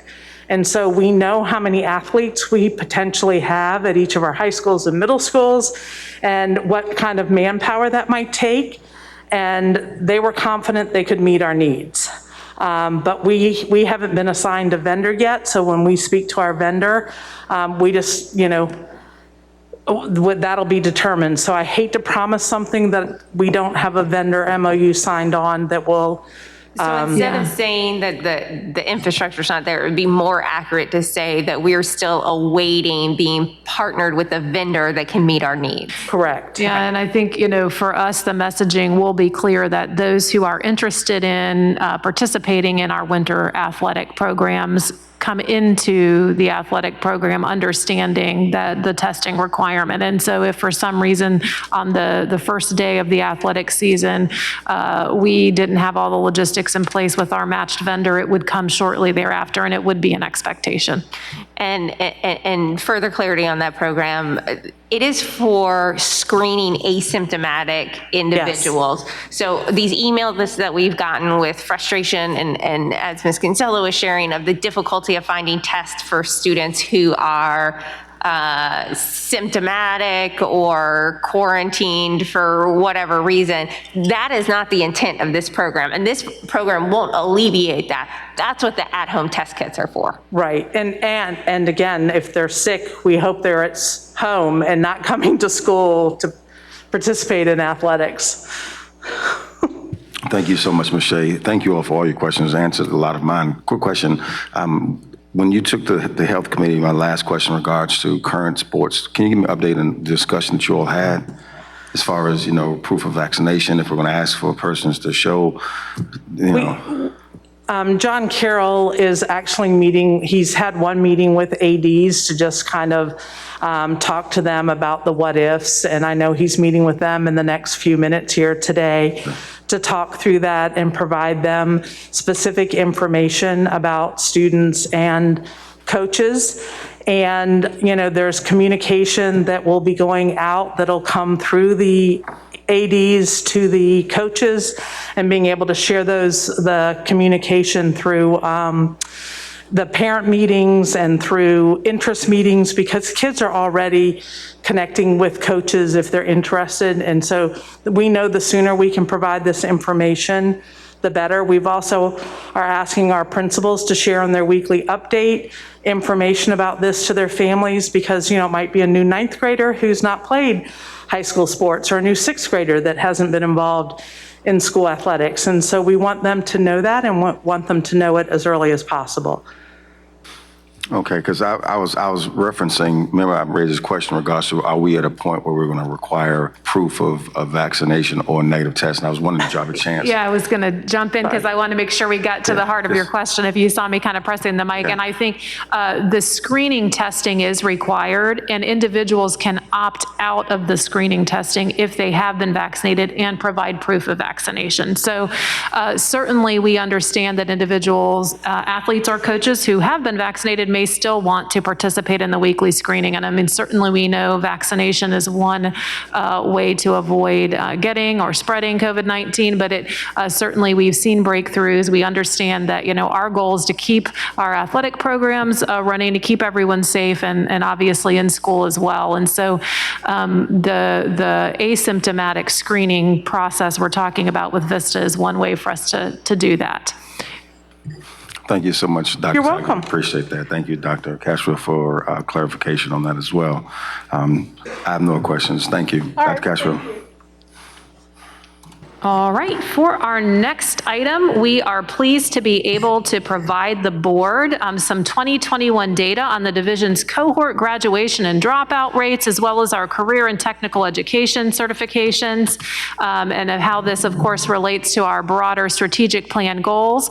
Dr. Hinton is prepared to present, and she's joined by a number of folks coming forward. You'll obviously recognize Mac Baton and Thomas Farrell, but you'll see we're also joined by 2 principals who will represent and share some efforts that are happening in their school. We have Art Raymond and Ken White with us, and so while we know all of our high schools are doing exemplary work in this area, they have some information to showcase from the work their schools have been doing. So Dr. Hinton, I'll turn it over to you. Thank you. Good afternoon, Mr. Chair, members of the board, and Dr. Cashwell. Today I am joined by my colleagues, Mr. Mac Baton, Director of Workforce and Career Development, and the principals of Highland Springs High School and Tucker High School, Dr. Ken White and Mr. Art Raymond. This afternoon we will be providing an update on several indicators of college and career readiness, including data on cohort graduation and dropout rates, publicly released by the Virginia Department of Education on September the 30th. As a component of Destination 2025, there are 2 goals that support our work towards ensuring all students are life ready. Those goals specifically address academic excellence and leading dialogue to ensure equity and access. Several key performance metrics help us monitor our progress towards these goals, including on-time graduation rates, dropout rates, and career and technical education certifications. Each of these data points are examined through an equity lens to identify under or over-representation of specific groups. The Virginia on-time graduation rate is based on individual student data tracked over time that accounts for student mobility and retention patterns, and is also adjusted for students with disabilities and English learner students who may take longer than 4 years to earn a diploma. The cohort rate is a longitudinal calculation for students who entered 9th grade in a Virginia school 4 years earlier. Students earning a board-approved diploma are considered as graduates. Students who earn GED certificates or complete high school without earning a diploma are not included. In 2021, we had 3,612 total graduates, resulting in 9 out of every 10 students who entered the 9th grade in 2017 earning a diploma. Of those graduates, 60% earned an advanced studies or IB diploma, 38% earned a standard diploma, and 2% earned an applied diploma. Over the last 10 years, Henrico's trends have generally mirrored state trends. Steady improvement was seen from 88% in 2012 to 90% in 2021. However, from 2018, we've seen a 2.1 percentage point decline. The cohort dropout rate includes former students who left high school permanently at any time during the 4-year cohort period. These students have not earned a credential and were not enrolled at school at the time of that this data was released. Dropouts also include any student whose latest status is unconfirmed, meaning reported as a transfer to another division, but discontinued public schooling instead. This dropout rate calculation is not the inverse of the on-time graduation rate. As I mentioned, students may have completed other ways, such as a GED, but are not considered as graduates or dropouts. In 2021, Henrico had 268 students reported as dropped out or unconfirmed. While the dropout rate in Henrico has remained steady for the last 3 years, the state rate has declined. Destination 2025 calls for the division to examine our key performance metrics through an equity lens. To do this, we have adopted the use of an equity index formula. The equity index is used to identify groups that are under or overrepresented in a specific outcome. The index is calculated by taking the percentage of students achieving the outcome and dividing it by the percentage of students in a specific subgroup achieving that same outcome. Scores less than 1 indicate underrepresentation of the group, whereas an index score higher than 1 shows overrepresentation of the group. When we apply the equity index to our on-time graduation data and compare 2019, the first year of our strategic plan, to 2021, we can identify areas of opportunity and examine our progress. Most groups are represented equitably within the on-time graduation data. However, we continue to see additional support is needed for our Hispanic and English learner students as they strive to meet graduation requirements.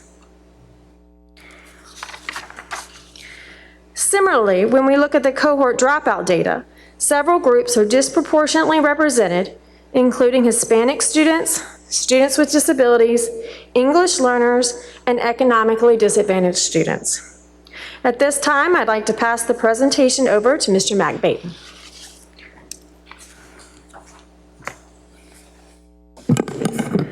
Good afternoon. Last year, our CTE students earned 3,661 industry-based certifications with a 76.38% pass rate. Thank you. Compared to 6,156 students in 2018-19. As a lot of things have changed in our world, COVID had a major impact on student readiness to pass these certifications. It's important to remember that most of these certification tests test a deeper understanding of subject matter and is based on the ability to apply concepts to solve problems.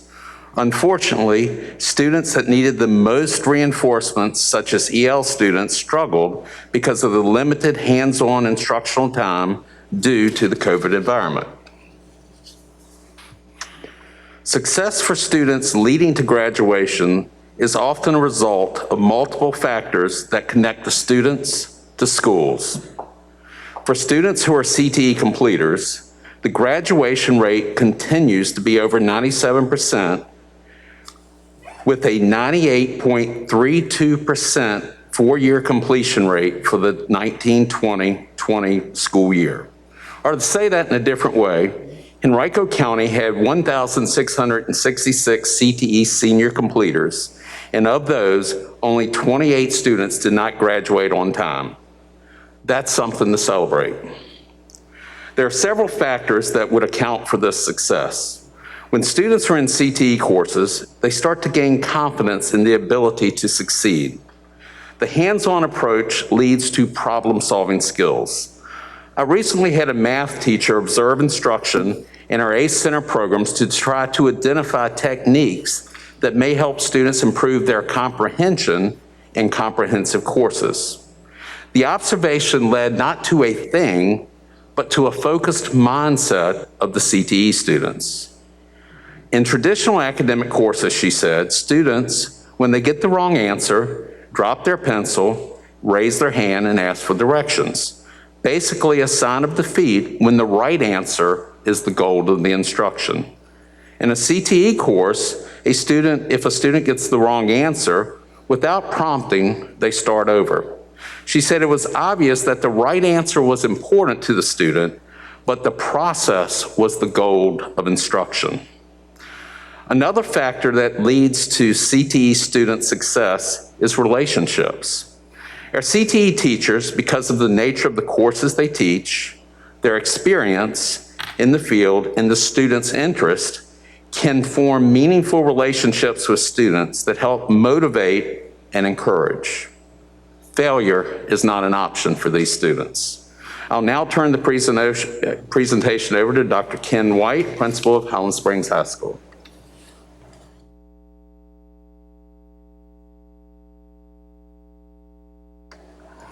Good afternoon. For the 2020-2021 school year, Highland Springs High School worked to address many evolving needs of our Springers while navigating the COVID-19 pandemic. The Springer staff utilized innovative strategies such as our Springer Go Far Virginia Tiered Systems of Support program to establish the academic, behavior, and social emotional supports needed to operate during the COVID-19 pandemic.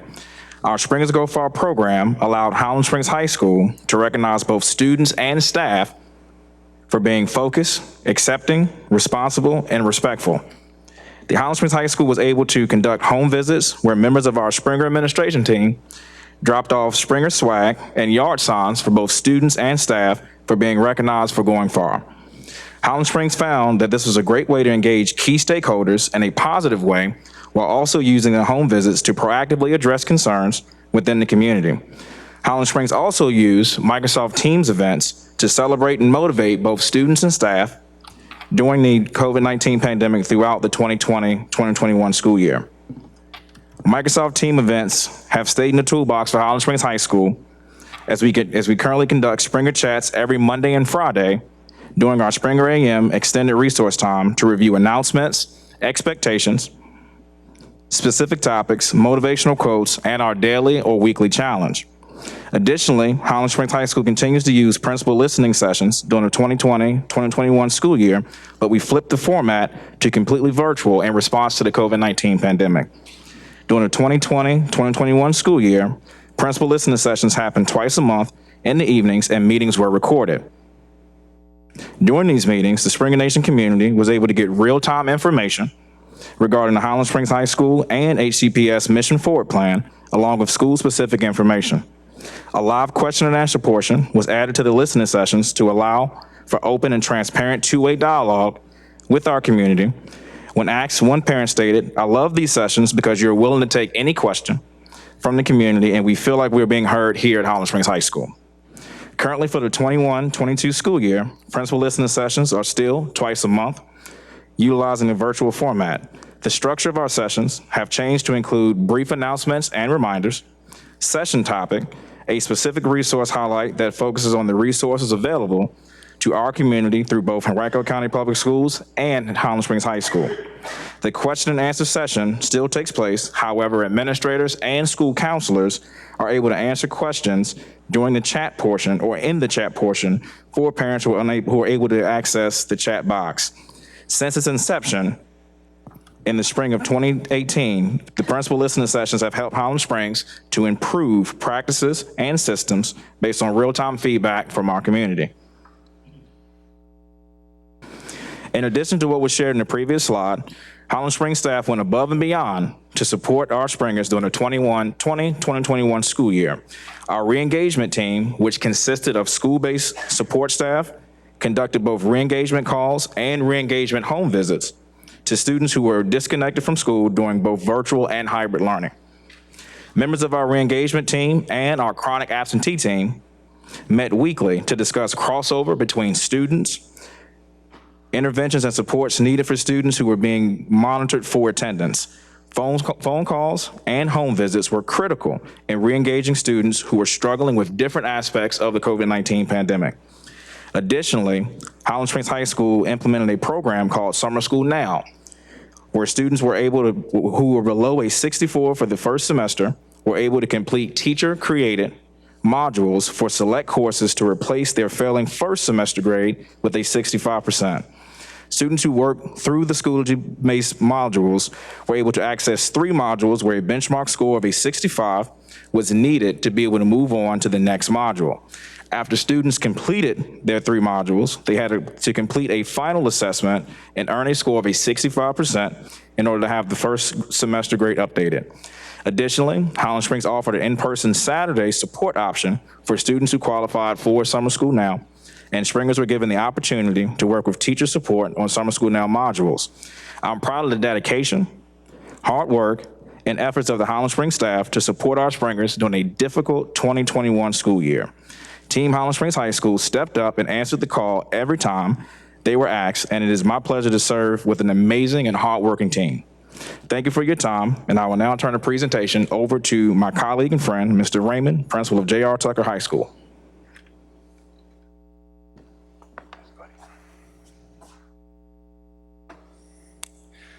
Good afternoon. During the 2021 school year, we explored some new ways to reach our students to help in overcoming challenges that were brought about by the pandemic. First, we created a school-wide database for tracking our students called Targeted Tigers. Targeted Tigers helped us track our students in need and to apply tiered interventions. This approach involved a variety of school personnel, teachers, counselors, school social workers, our school psychologists, as well as administrators. Students were placed on tiers. With Tier 1 students, they would be the students who were failing 1 to 2 classes. These students were contacted by their teachers, and a unique plan was created to recover the grade in that class. Tier 2 students would be students who were failing 3 classes. Meetings were held with parents, administrators, and the students to create plans. In Tier 3, students were failing 4 or more classes, and at this tier, the school social worker, psychologist, counselor, and administrator were also brought in. Outside resources were considered, and it should be mentioned that teacher feedback was provided at all of these tiers. This approach led to the use of home visits. We also made phone calls to invite selected seniors to in-person learning in March when we returned. Prior to that, we examined schedules to see if we could leverage the use of Edgenuity courses to allow students to more efficiently complete coursework. This next slide contains some additional efforts used to reach our students. First, in order to ensure that our EL families were knowledgeable of graduation requirements, we held sessions with a school counselor and an administrator in various language groups, and that also involved an interpreter. This year, as an extension of this, we are creating a parent advisory for our EL families. Each department in our school has a representative to our newly created LEAP Equity team also, to increase building-wide community ownership of our efforts. Each month, Sarah Modrak will provide strategies for academic interventions, and the second prong of this work is to make connections with our community, either by bringing the resources into our school or by having our team bring the resources to the community to a particular group. And prior to the pandemic, we had students take part in a march to graduation in March of their senior year on selected Saturdays with the purpose of completing schoolwork with the assistance of classroom teachers.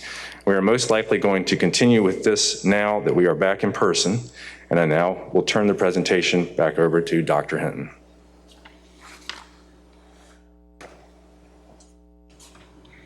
Thank you, and we are now happy to answer any questions that you have. Thank you so much, Dr. Hinton. I'm going to start with Ms. Gonzalo. Yes, but, you know, I see this presentation and I know what we've all been through. I realize we still have work to do, but I'm just amazed at some of the extra that our secondary schools, I appreciate Mr. Raymond and Dr. White reporting on some of the extra things they were doing. Were other schools doing some of the same things?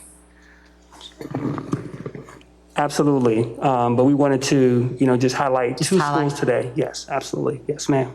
Well, no, I'm thrilled, and I heard specifically those principal chats that I know still go on throughout the Brooklyn district, and I heard Dr. White mention those as well. I just bravo having those. Constituents love them, families love them, so thank you for continuing that. I think that we did learn a lot during the pandemic that we can carry forward, especially the Teams meetings as well. What do we think, this is for Mr. Baden, what do we think, you mentioned the relationships in CTE as part of the contributing factor to success rates, graduation rates. I mean, you said 98.32%? 98.36, I believe it was. Okay. That's quite a rate. And you said this is attributed to the mindsets and the relationships. Do we think that's class sizes? They're smaller, do you think? Do you think that impacts it? I'm sure it has some impact, but I really think it's about the way, and I think the math teacher summed it up best, where it's not, the answer is not the goal, it's the process to the answer. And I could cite a number of examples in teaching techniques, but students learn best by failing sometimes. And the CTE world is geared around that problem solving. You came up with the wrong answer, where did the mistake happen? But in return, many students they actually learn because of the failure as they go through it. So I think it's the way that the teachers approach the problem to teach the problem, because some of those classes, when you look in our comprehensive high schools, are as large as your other classes, where the ACE Center classes are limited to 20 because of OSHA requirements. This also includes your business classes, your economic and personal finance classes, marketing classes, family and consumer science. So it's really, I think it's just something that's always been innate in the CTE world. It's not about the answer, it's not how you teach, it's about the process to get to the right answer.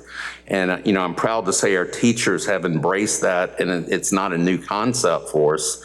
And like I say, I think that's something that is a very powerful approach to teaching.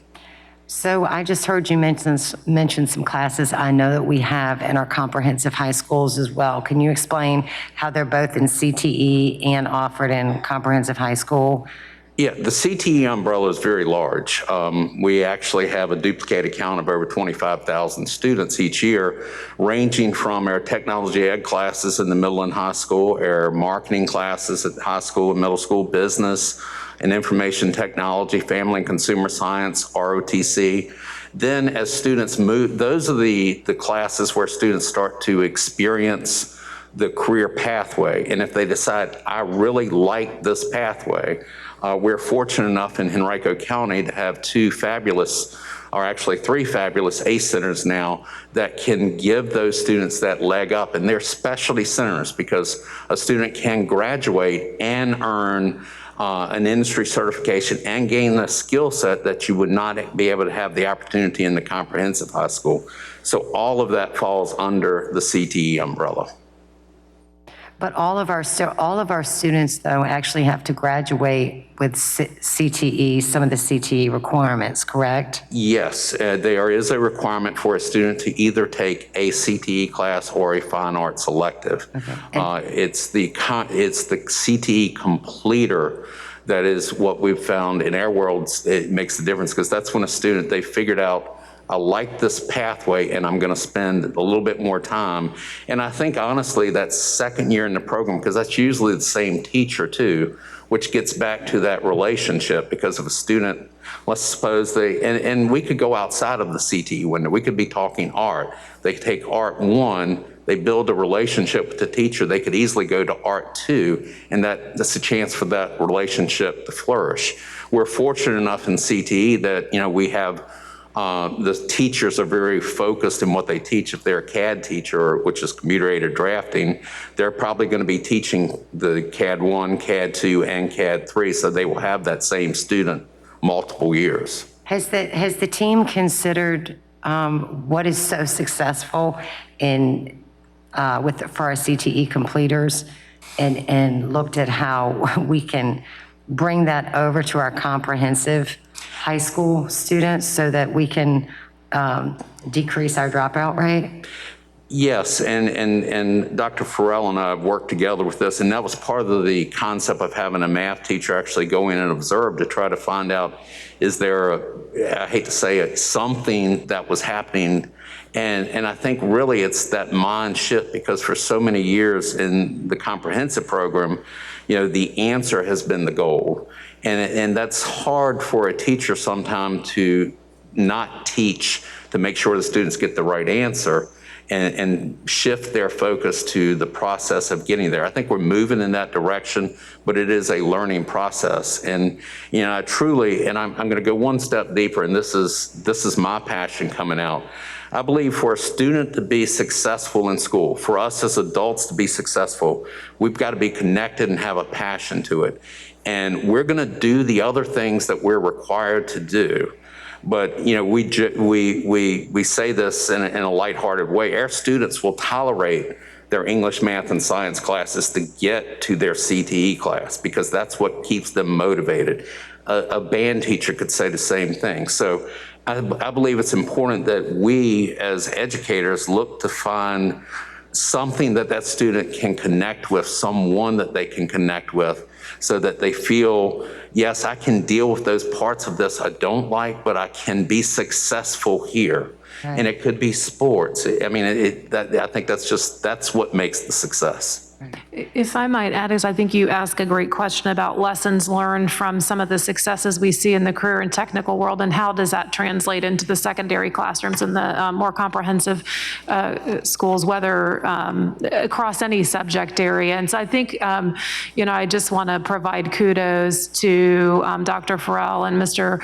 Baton for their work with high school redesign, because these are some of the questions they're asking. And I think while they mentioned sort of from the instructor lens how things look different, I think another thing they've done that's great is ask students about this. And so asking students, what is it about some courses that cause you to be more successful than others? And while they might not parse it out by this is a career and technical versus the common threads, the things that students are lifting up are when there's hands-on activities, interest-based, solving problems, whether it's in a content area that's traditional or some of the career and technical fields. Those are the common threads that lead to student success. And I think, certainly we see prime examples of that all across the career and technical offerings. And, I always say they were doing project-based learning and experiential learning before it became popular. And so that's certainly a best practice to lean into across all our schools. No, thank you so much for this presentation. I'd like to see it continue, the work continue in terms of how there could be more crossover into our comprehensive to further address the needs of our students. Thank you very much for this presentation. Thank you so much, Ms. Gonzalo. Ms. Shea.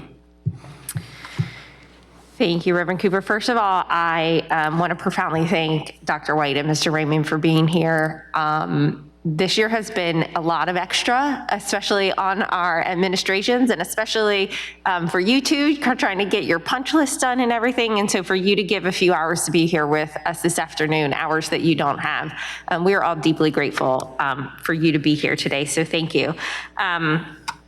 When we look at our equity index, we obviously see the biggest gaps with our English learners. And so I'm particularly excited that Mr. Raymond here is here to share with his wisdom, because he has such a vast community of English learners, and the way you do that so well at your school, Mr. Raymond. For our data department, as we look at that ESL data, at that EL data and the Hispanic data, there's obviously a lot of overlap there in that Venn diagram. And so particularly looking into the subgroup for our English learners, I would like if we could drill down more into this subcategory. This category is particularly not a homogeneous group. And so I think it would be interesting to see kind of the subgroups within this subgroup and see if there are just how that plays out in terms of what groups may be more highly represented in our dropout rates and whatnot. And Mr. Raymond, totally not to put you on the spot, I don't know if you like have a gut feeling that you want to share or just say, yeah, we can talk later. I do. I would say that that data would be, we will be able to provide that data for you, and there are certain areas of our immigrant population that would be reflected in that over others. And so I would be perhaps ready to provide that as soon as you need that. Well, it's no rush. It's just as we're looking for these trends, I think that's an important piece. If that's our subgroup that has the biggest gap, you know, like let's look at it. Let's understand what students within the subgroup, you know, comprise, you know, most of that gap. And so I could just add something yeah. to that. Some of that has to do with their countries of origin, their educational structures, and so we're aware of those situations, and so that's where we would see some of those difficulties in transitioning to the American public education system.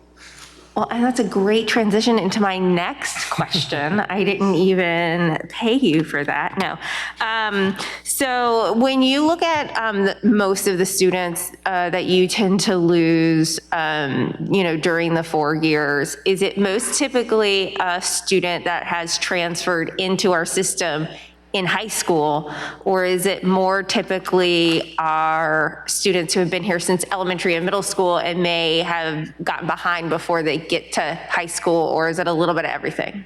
It's a mixed bag, it really is. When you look at what would land a student onto the radar screen that we would call students to watch, or as we use the at-risk nomenclature, it could be a variety of things. It could be, I like to believe, and I think it is probably something you can see in the data, the students who are K-12 for Henrico County, have a very high rate of graduation. I'm sure that's something our data department could pull together, because they're part of our system and they believe in what we do. Their families are aware of all the opportunities, et cetera. When we look at the reasons why we're keeping an eye on certain students, it could be because they've been to numerous high schools during their 4 years, so they maybe transitioned to 2 or 3 high schools outside of our district before even coming to our school. Of course, we are seeing some of the limited educational opportunities or interrupted educational opportunities for some of our immigrant populations. We're also looking at some family difficulties that folks are having and family dynamics and issues of perhaps mental illness. We're looking at things of perhaps there's been history of court involvement. Many factors play into, so it's very hard to tease out exactly certain things that do contribute to it. I appreciate that insight. You know, we can look at the data all we want, but you are really boots on the ground. And sometimes as an educator, your gut just gives you a better understanding than numbers ever can. And then lastly, I just want to applaud you on creating the EL Parent Advisory Group. One suggestion that came out of Quioccasin Middle School, which I know you share a lot of similarities with, as y'all both share just rich cultural diversity, is some of their staff had suggested starting in the county. And I shared this with Ms. Cole Johnson, is parent groups that center around the languages. And so, you know, each of our major languages having their own parent kind of support group, so that that builds community, right? And it is an access point that might not already be there. And so I think in some ways, what you're doing with this EL parent group, while it mixes up languages, you know, it's focused on Tucker. And so finding those community connection points is just essential. So thank you for your work. And I also have to give props to Mr. Raymond for really meeting his kids where they are. If you didn't see, this summer, he had a soccer program for some of his EL students, and they played soccer and they wrote about it. And Mr. Raymond was even out there on the field playing with them. I saw it on social media, so it's got to be true. So thank you for meeting them where they are and making them and making our EL students a central part of the cultural and the support at Tucker. Thank you. I'd like to give credit to Bev Steele and Carrie Washon for that advisory idea, and also to Jim Dorton, the teacher who originated that soccer program and partnered with HEF, which we're always so happy to partner with. And just to speak a little bit about partnerships, we really do have a certain amount of pride in the way that we work with our Welcome Center, which is housed at Tucker. And so last night, for example, we had the PEP program, which is a parent education program for our EL families. And what we're trying to do with that advisory is to leverage that we have certain families that are comfortable to come into a school that might not have been comfortable. And so we're capitalizing on that and creating that welcoming atmosphere at Tucker for those families. So I appreciate it. Thank you, Mr. Raymond. And Dr. White, I know you're doing extraordinary work too. Most of my questions were centered around the EL population that Mr. Raymond works so closely with. But thank you for all of your tremendous work too. And love seeing you with your bullhorn in the hall this week, and that you're getting it done over there. So thank you so much. Thank you. Thank you, Ms. Shea. Ms. Atkins? Well, I'm so grateful for the timely presentation. Right now is the right time to share this information. And Mr. Baton, a CTE graduation rate of 98% should be celebrated. It does deserve an applause. And I'm so glad that you are acknowledging that every way that you can, especially right now, because we need to hear some of the great things that are happening in our schools. And so thank you for that. Thank you, Dr. White and Principal Raymond, for being here today and sharing all of the intentional work that's happening not only in your buildings, but outside of your buildings. It's very helpful to learn about the positive experiences, to learn more about the innovative things, along with the traditional things that you're being consistent with. So doing both of those things at the same time does make a significant impact for an entire school community. And Mr. Bates and I agree that individuals and programs that show students where to look but not what to see are highly successful. They're not only highly successful for students, but they set examples for parents and others that are watching and paying attention. And so, Dr. White, for your principal listening sessions, that's a great example of that, because I often get parents giving me feedback saying, I like that Dr. White gives me the information, but he allows me to process it.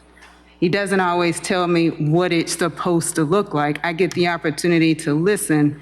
And so, in other words, you share what's happening, but you don't always, tell folks this is what it's supposed to be. You allow folks to figure that out for themselves and come back to you with questions. And you answer those if you have them, and if you don't have them readily available, you come right back to them when you can. And I think that deserves an applause, particularly in the day and time that we are in right now, where we have a lot of confusion, but we gotta allow people to process it and give them the time to do that. So thank you for that. I also, in preparation and looking at these numbers, some of it is what I expected, to be quite honest. And then other pieces I was quite delighted to see. And, we know that kinesthetic learners benefit from hands-on activities, whether it's through experience, relationship building, touch, feel, all of those things. And then there's heightened positivity and results when it's done outdoors. So there's studies that talk about that. And so I believe it was Mrs. Gonzalo that asked the question, what are you doing that you're having these high success rates? And I actually believe it's because of some of the things you mentioned around relationship building, but it's quite exciting for minds to be able to touch, feel, and use all those sensory pieces all at the same time. And so students come into a class with no expectation sometimes, only to learn that they get to use all of those sensory pieces like in ACA or tech and all of these things simultaneously, compared to more traditional where you're sitting in a chair for the entire period. And so it's very stimulating, I think, to the brain. And so I just wanted to share that I agree with you in some of your comments and to the successes that you're seeing. And so I do have a question. I don't think it's probably prudent for the individuals we have here for the presentation, but Dr. Castro, I would like, in this moment or in another moment for you to share with me where we are with outdoor furniture. I think right now is a a wonderful time if we have outdoor furniture to allow our students more of that hands-on touch feel, be outside, be a little bit more innovative, and also give our teachers more freedom in the way that they provide instruction. So if you have an update on where we are with outdoor furniture for our schools, I'd love to hear that. Sure, I can get you more specifics, but in general terms, I'll tell you that, we know that our principals have been working with their staff and then sometimes their PTA to do creative things depending on the layout of their building, what kinds of outdoor space is available, what's safe for bringing kids outside. And as they've needed or wanted outdoor furniture, I'll particularly mention picnic tables, though I think there are other benches and other things that are being added, some unique things there. We have worked to provide them those picnic tables, and I know our folks, again, in career and technical education had a hand in actually building those. And, so they've been actively doing that to meet the needs, as we've heard from administrators. We started by polling particularly our elementary schools and asking them what they might need in the way of outdoor furniture and have begun to fill that gap. And of course, some of the secondary schools already had some courtyard setups and the ability to access some outdoor spaces. But we will continue to try to bridge the gap for any school who's looking to put something together and needs some assistance. And also, if you could give me just a summary at another moment of where we are with that. I'd like to know which schools have outdoor furniture, and which schools are still looking to receive. I can certainly provide you that. I do believe that anyone who asked us for it has it, and I see Dr. Grant's nodding. So we did meet the need of any requests that had been made to start the school year, but we can provide you a summary of where the furniture went and how we met that need. Wonderful. And then, thinking about our graduation rates and, using evidence-based practices, we know that they work. But I also understand that they may not have the desired effect if you have a child that have experienced extreme trauma, or, there's just not a lot of space in the brain and feeling overwhelmed.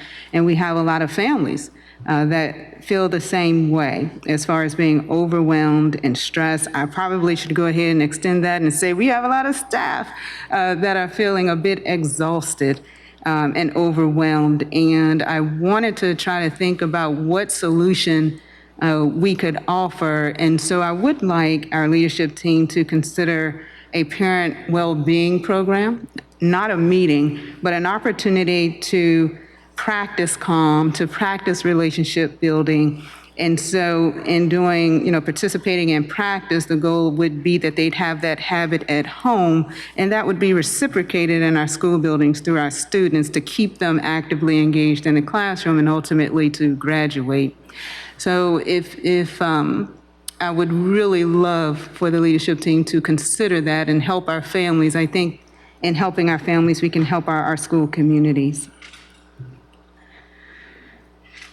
Definitely have taken note of that, and we'll work with the team, a leadership team, to see what we might be able to offer families. I think that definitely Mrs. Cole Johnson would want to be involved in those discussions, particularly from the parent outreach and family engagement end of things. Thank you for that.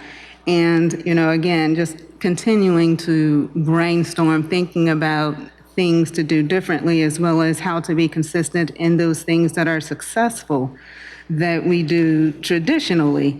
I think it becomes very difficult to change student outcomes without changing what a student believes, whether it's what they believed about themselves, what they believe about others, what they believe about their school. And, the data points that you've shared here actually, for me, kind of validates a few things. And so I would also like the leadership to consider revisiting and almost reinventing Wellness Wednesdays. Certainly, it cannot look like it was before, because I know, as you have shared with me before, we do not have a waiver, so we must commit to making sure we have the appropriate amount of instruction time in our classrooms, meaning children being in seats, particularly in specific courses. But I do think, given where we're headed with approaching the holidays, winter break, and while they do bring joy, I also know that they can also bring a tremendous amount of grief. So I do think considering some sort of version of a Wellness Wednesday beginning in January of 2022, I'd love to hear what thoughts are out there, what you've explored already, to see what's possible. Yeah, I appreciate that suggestion, and I know each board member has forwarded on to me some similar thoughts we've heard from students and staff, and definitely keeping wellness and mental health top of mind. And you're absolutely right, given the confines of required instructional minutes and those sorts of things, we don't necessarily have the wiggle room to institute Wellness Wednesdays as we once knew it last year with an asynchronous day, and that wouldn't count as instructional time. There are some creative things to do. Going into this year, we really sought to infuse those social emotional pieces into daily activities for students with advisory and morning meeting at the elementary level, but we continue to seek feedback from our teachers, of course, board members, as you're providing here, and see how we can continue to strengthen that and look for creative ways to even enhance that model more. I think, we're also looking at it from a staff side, where can we create some opportunities for staff to have a little less on their plate? And so we've been able to be flexible and make some changes in ways. We've had staff days scheduled to meet staff needs, and I think from the student side, we continue to push on what kind of structures might best meet our needs. And in fact, the team's been actively looking at how they might work to do even more in a more specific way for students in the classroom, in the school, during the school day. So we'll look forward to reporting back on that. Thank you so much. And I'll just close with acknowledging the phenomenal job that the leadership is doing in trying to solve for what many children and adults are going through in their mental well-being. I want all of you to know that it is noticed and that it's tough, but I do believe that we can come up with some solutions that will help us as we continue to move through. So thank you so much. Thank you, Ms. Atkins. Ms. Ogburn. Thank you. I think everybody's covered most of it, but especially to Mr. White and to Mr. Raymond, I just love that we are adding new and innovative ways to support our kids and families. We've tried things that have worked in the past, and we continue to add ways to meet them where they are, to get our kids where they need to be. But to have that, to Mr. Raymond especially, mentioning that welcoming atmosphere that that we're trying to provide for parents, that is so important, because we want them to be part of their kids' education. They are, as we all know, parents are the first teachers. So having the families involved, I think, is so important. But I did have just one quick question, and we've addressed this before, but I wanted to see if it's still a thing. But when we have kids who leave Henrico and return, let's say, to their country of origin, or they just leave and don't tell us where they are located, does that still included in our dropout rate, especially those kids who return to a country of origin? I know we've had to track kids down before as to where they are. So I know I'm wondering how much of an issue this still is. Yes, so if a student tells us that they're going to transfer out and go to another school division in the state, those are our unconfirmed students. And because they haven't had another record that's picked them up in the student information system, they all get sent up to DOE. So basically, they're not accounted for. And the same thing would happen if a student went to another state or another country and we didn't have any documentation or any information that told us that they were still enrolled or enrolling in an education system. Do you have any idea, Tiffany, how many kids we're talking about in this part of our dropout rate? How many kids are ones we just can't account for where they are? I know for the unconfirmed, we have 21 of the unconfirmed, but again, those are just the ones that are transferring to another Virginia school and the state is expecting to see a record and they never show up in that other division's record.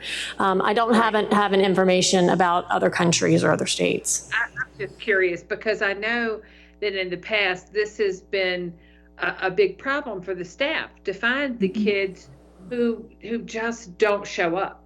we don't know where they went. And a lot of times it is, they've gone, especially with our English learners population, they've gone back to their home country or something like that. And I'm just wondering, I know in a few years ago, this was a particularly big problem. I'm just curious if it is still as big a problem as it was in the past, or you're seeing some improvement there.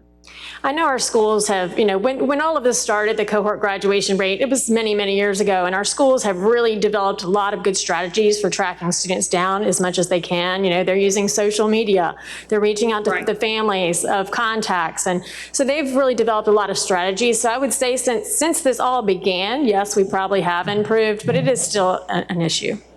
An issue, okay. All right, thank you, that's all I have. Thank you so much. Thank you, Ms. Alberg. So, Dr. Hinton, stay right there real quick, because I want to start off with that number. So just real quick, give me the difference between the unconfirmed and dropout definition. You've kind of alluded to it, but can you just definitively give it to me? Sure.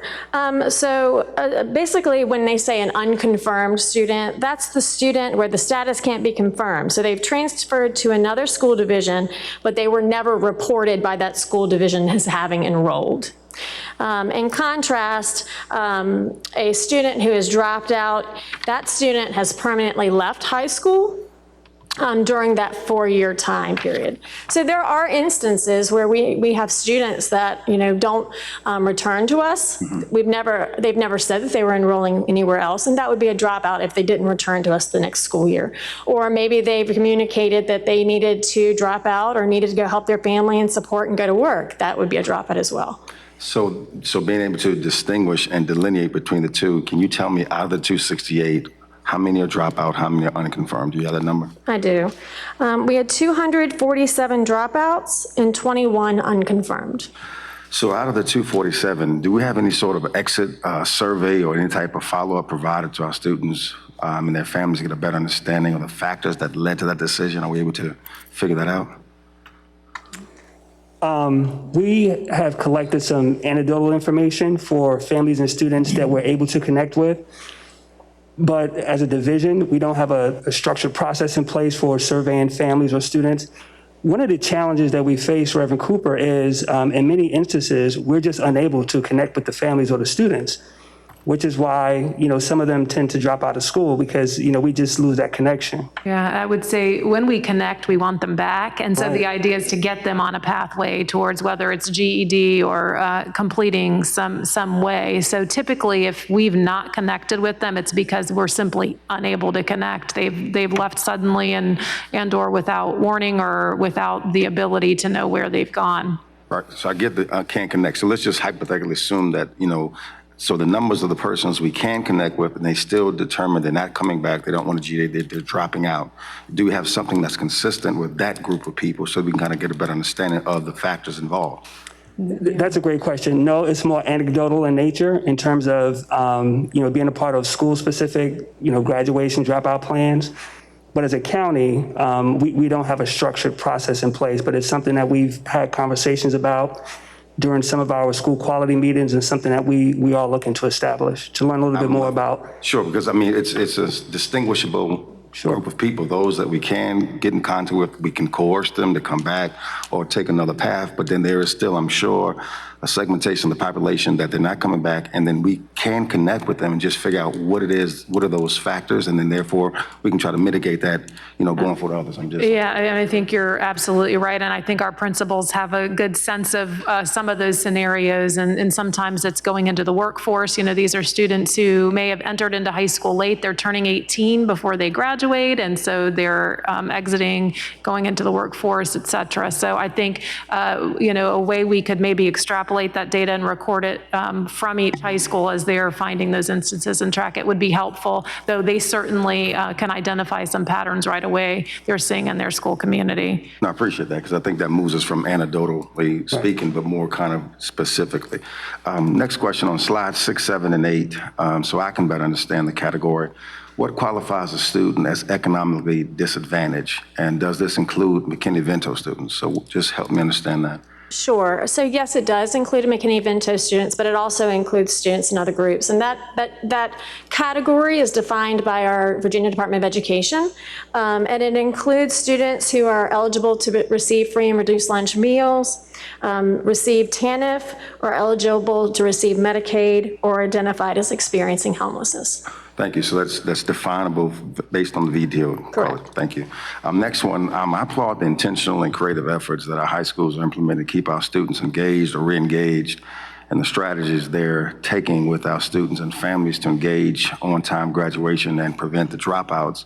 The questions I have is in regard to dropout risk factors and interventions that we use to address the risk factors early on.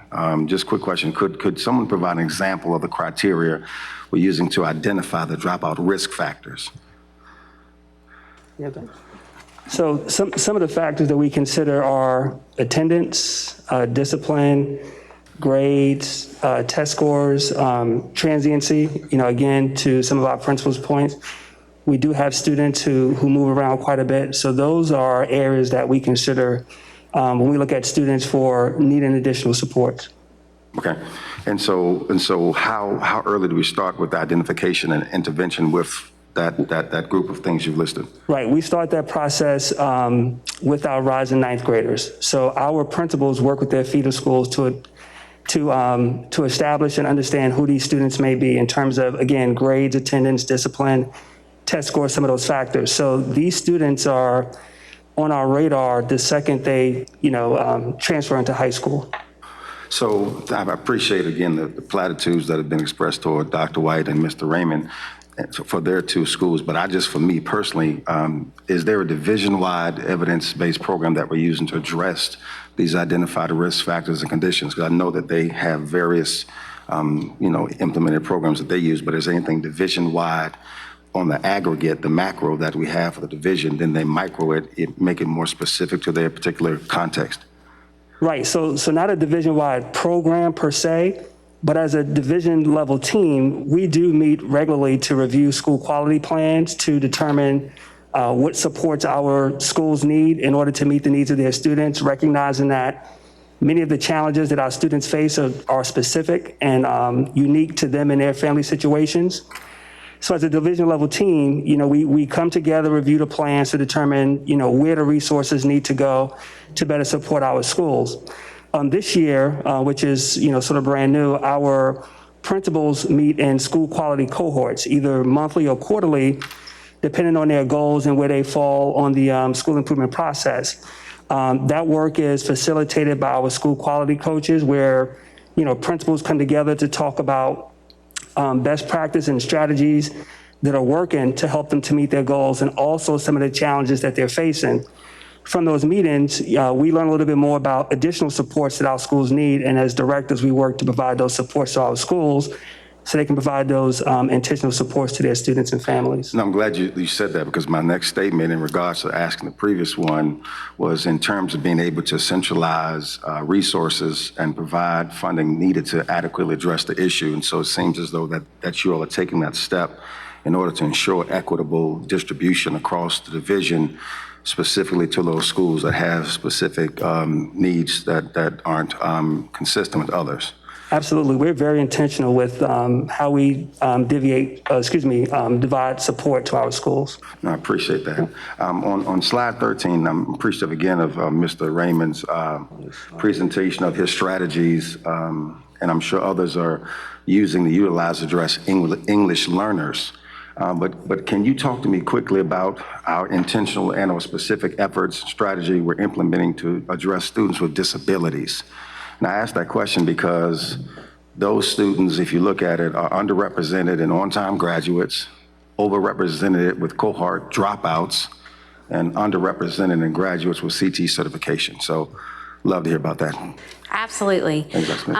So I'll try to sum up quickly for you, but our teams, both at the school level and division level, just what Thomas said, we're supporting school VSIP teams. So as they identify areas of students, every single member of the central office team serves on a school VSIP. I also serve with Thomas on that division level team as we look at the distribution of resources based on school need. We have IEP meetings consistently with our re-engagement teams.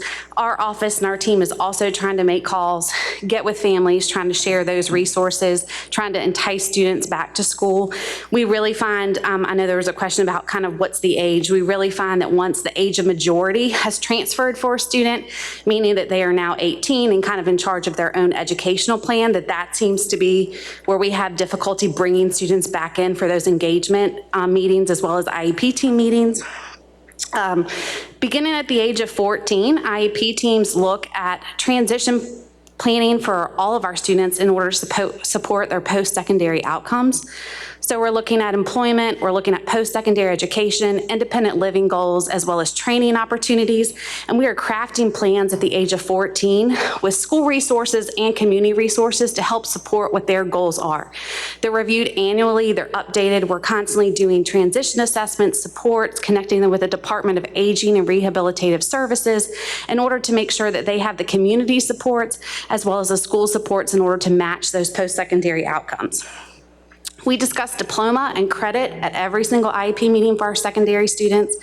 We're also constantly looking to expand for our students who are not successful with the 400 or the 375 on an SOL test, exploring special permission locally awarded verified credits for our students, meaning that we can provide a locally awarded credit if they have demonstrated mastery of SOL content but have been unsuccessful. So that seems to sometimes be a barrier for graduation for our students with disabilities. We also recognize that many of our students require a modified high school schedule, so they may take 5 or 6 years in order to complete the standard diploma requirements, and we offer that again to many of our families. Mac and I are constantly having conversations about CTE and opportunities to make sure that our students with disabilities are employed. There are different entry and exit level opportunities for our students because, as you can imagine, students with disabilities is a vast umbrella. So we serve students who graduate with advanced studies diplomas as well as students who have cognitive disabilities. And so not the end game for every student isn't always that CTE credential, but it's to be workplace ready and to be employed when they leave us as Henrico learners.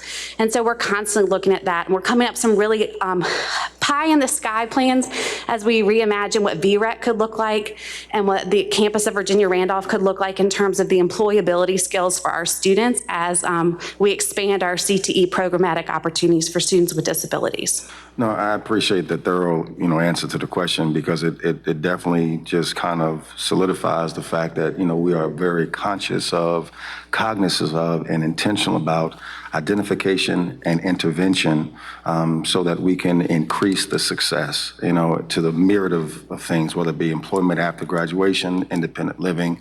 Because as all of the reports, when we see these numbers of certain segmentations, all of us are just focused on how can we decrease that number and make it more baseline.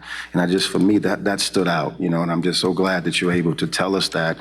And I look forward to the results of the strategies, if you will, that you all are putting in place. I know how many years on the job as far as director? Is this your first or second? I was the assistant director for 3, but July 1st is the director. Right. I will say we have, this year we added the Employment Skills Academy at the campus of Virginia Randolph for our students who are 18 to 22. And that's a conjunction with the ACE Center over there with MAC as a great partner. And so we're looking at making sure that our students who have more significant disabilities, but who are kind of past that education or the academics, but really need to focus on those vocational opportunities, working with partners for internships, using Project Search, as well as Positive Vibe Cafe. I mean, we really have just expanded our transition opportunities for students with disabilities and continue to look forward to doing more. Well, I really appreciate that, Dr. Smith. Thank you so much. Thank you. Last kind of comment, really. I'm encouraged by the impact that our CTE program is having on our students. And for me, it's particularly our Black, Hispanic, multi-ethnic, English learners, and economically disadvantaged students. The CTE completer graduation rate of 97 plus is, again, outstanding. Not going to spend much time on that. But our robust CTE program, for me, is relevant to the lives of our students, transformative, and provides many pathways for post-graduation. So I just wanted to shout out Mr. Baton and his team, and just you all too, Dr. Farrell, for just that success. So thank you, Dr. Cashwell. Chairman Cooper, may I have just one question? And it was mentioned there are community supports available to families with students with disabilities, specifically helping families with pushing and promoting their kids and keeping them motivated to graduate. Can you share some of those community supports? Did she leave? Oh, okay. I'm so sorry. I wish I could have caught you sooner. But I may need you to repeat it because I was no worries. Distracted. You mentioned that there were community supports available. I'm hoping that you would be able to share some of those community supports, especially for those families that are watching and listening right now. Are you talking about the career and tech ed related supports? Yes. Okay, yes. So every student, when they turn 14 in Henrico, we go ahead and connect them with the Department of Aging and Rehabilitative Services. Every family gets what's called a pre-ETS form, and that form connects them with someone who will kind of be their case manager post high school, which is great, who can support both academic as well as employment opportunities for our students. We also have partnerships through the Department of Aging and Rehabilitative Services, like with Woodrow Wilson and PERT, where our students have an opportunity to go for a 10-day to a month-long assessment and kind of almost just like a CTE center. They live on campus. They have an opportunity to practice independent living skills, vocational skills. They attend a CTE career-based program of their choice. And then we get a really comprehensive packet back as an IEP team to really look at the skills that the student displayed, as well as opportunities for growth that that student had during an IEP meeting. So in their final year of high school, we can really curtail exactly what they need for that vocational program. So that's an opportunity. We are partnered with St. Mary's for Project Search, so we have students who attend a year-round internship with St. Mary's. The majority of those students actually seek and get meaningful employment after that year-long opportunity. We have co-op sites, which we're not going to in person right now, obviously due to the pandemic, but we've expanded our opportunities with community partners. And so we have groups of students who go out 2 to 3 times a week to businesses and work 2 to 3 hours. We've had many of our community partners actually offer employment to our students. We've had some students actually exit from school services prior to turning 22 because they've had a job offer and our families said, hey, that's the direction that we really need to go. So there's a lot of opportunities that we have, and it's really up to what the individual transition plan is for that student in order for us to help then connect them with what those resources are. Do you provide a summary of these community partnerships and opportunities so that families can better understand, just at a very high level, some of the opportunities that are available? So is there a paper summary? There is, and it's available? actually by diploma type, which is really important because not every opportunity is available to every student who has an advanced diploma or standard diploma. There are certain opportunities based on the student's diploma, like if they're in applied studies, that certain opportunities are available to them that may not be available to the others and vice versa. So we do have a paper form that we can share, and it's available to all of our schools to share in IEP meetings about the various opportunities based on your graduation diploma type. Yes, ma'am. I think it's helpful, of course, this information is shared in those individualized education plans and in those collaborative meetings and settings with the parent, the student, and sometimes the advocate. But I also think it's bigger than that.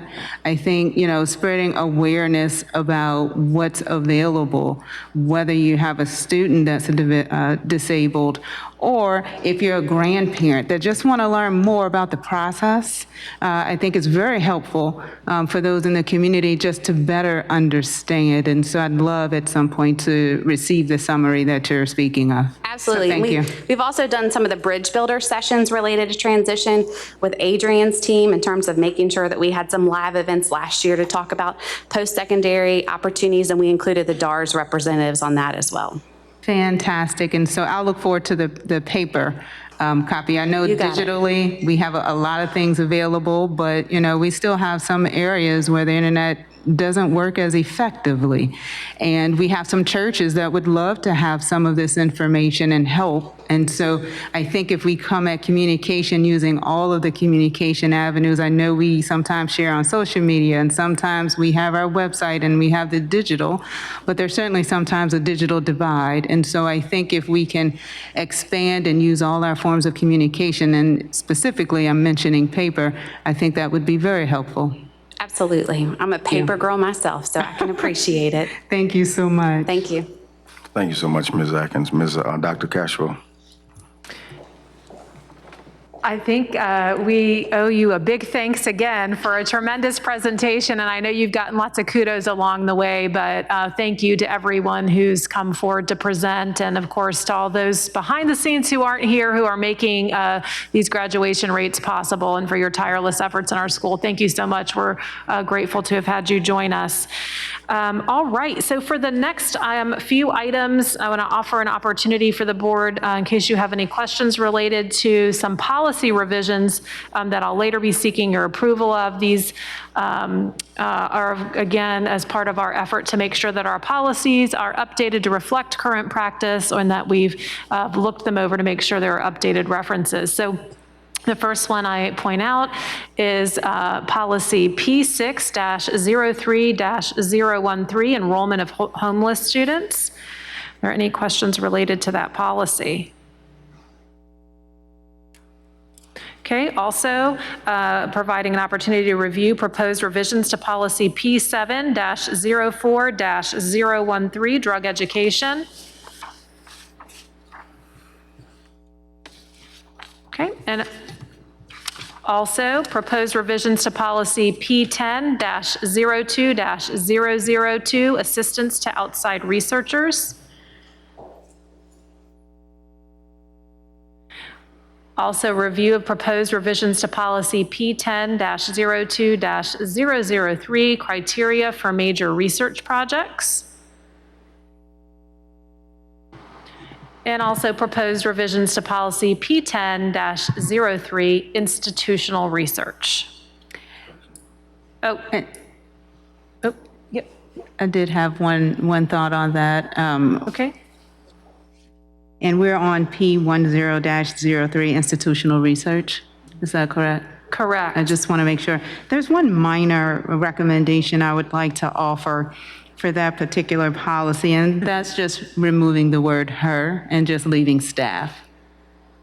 We'll absolutely take a look at that and bring that back forward to the committee. Thank you for that feedback. Did I miss any other? Nope. All right, for the next item, I am so pleased for this next presentation.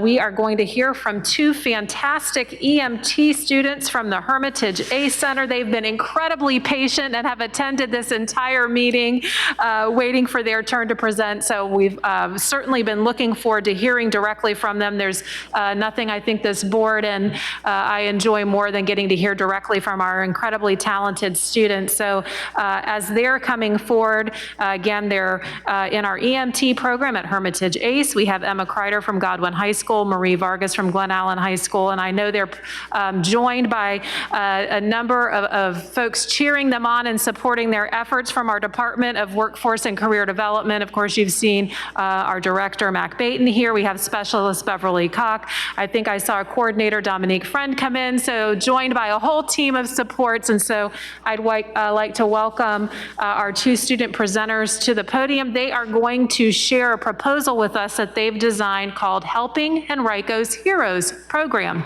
So take it away. Thank you, Mr. Chairman, members of the school board, Dr. Cashwell, administrators, and guests. Good afternoon. My name is Marie Vargas, and I'm a senior at Glen Allen High School. And my name is Emma Kreider, and I'm a senior at Godwin High School. We both graduated from the Hermitage ACE Center Emergency Medical Technician EMT program in the year 2020 to 2021. After we completed the course, we were offered an application for a summer internship with the County Manager's Summer Academy Division of Fire, and we both got accepted. I applied to the Hermitage ACE Center in the 8th grade, and Marie applied in the 10th grade.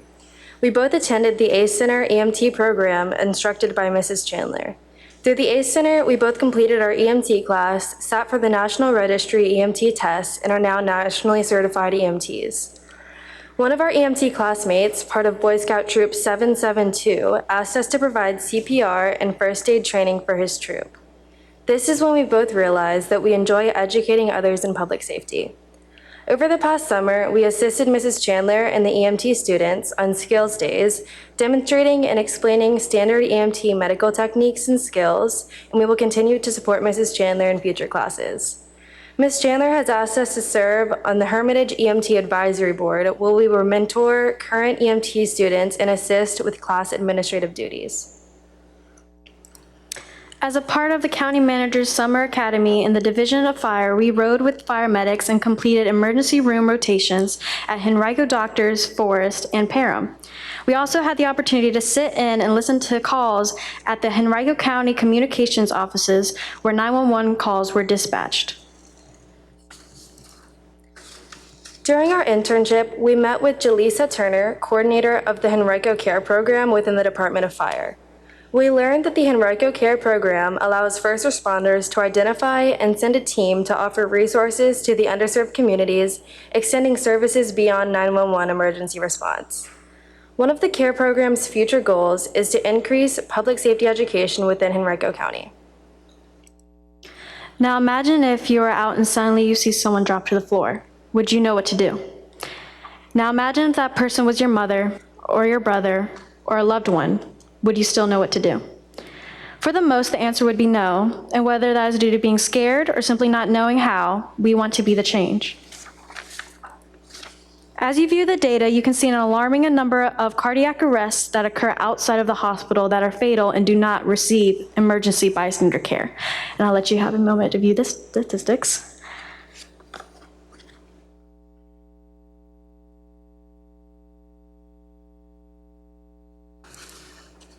In Henrico County last year, there were 781 cardiac arrest calls, and of those calls, only 3 received bystander care. You can take a second to review the data.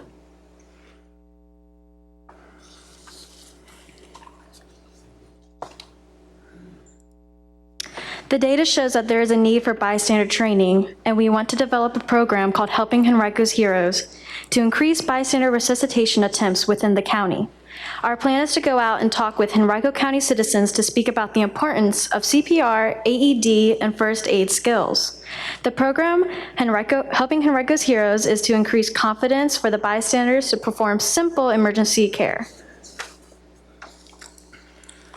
We plan to advertise and spread awareness for Helping Henrico's Heroes through county social media, flyers in high-traffic areas, and through county news programs. We would like to provide pop-up booth training at highly populated community events, such as malls and fairs. To reinforce training, we will create a take-home sheet that reviews first aid techniques we discussed.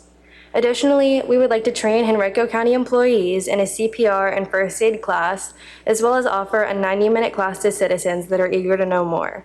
An emailed County Division of Fire certificate will be provided upon completion of the 90-minute class.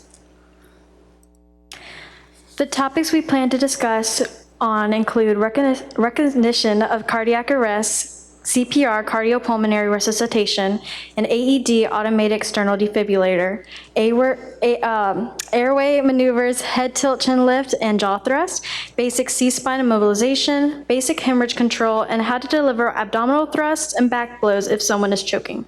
Also, we will cover how to administer EpiPen and recognition of anaphylaxis. All are life-saving techniques that are easy to perform once you know the basics. The materials we need to execute our plans are CPR mannequins, AED trainers, pocket mask trainers, a belt, leash, t-shirts, and additional things you can use to create makeshift tourniquets, EpiPen trainers, a table or booth, a tablecloth, booth signage, disinfecting materials due to rising COVID concerns, and promotional assistance. While in our internship, we met great mentors and role models that helped us develop this program. Monty Dixon, Chief Jeff Farmer, and firefighter Liz Geis, they are currently helping us with logistics, supplying training equipment, and they have developed an informative GI heat mapping of all cardiac arrests within the county. This map will help us target what areas of the county needs the most support with CPR and first aid training.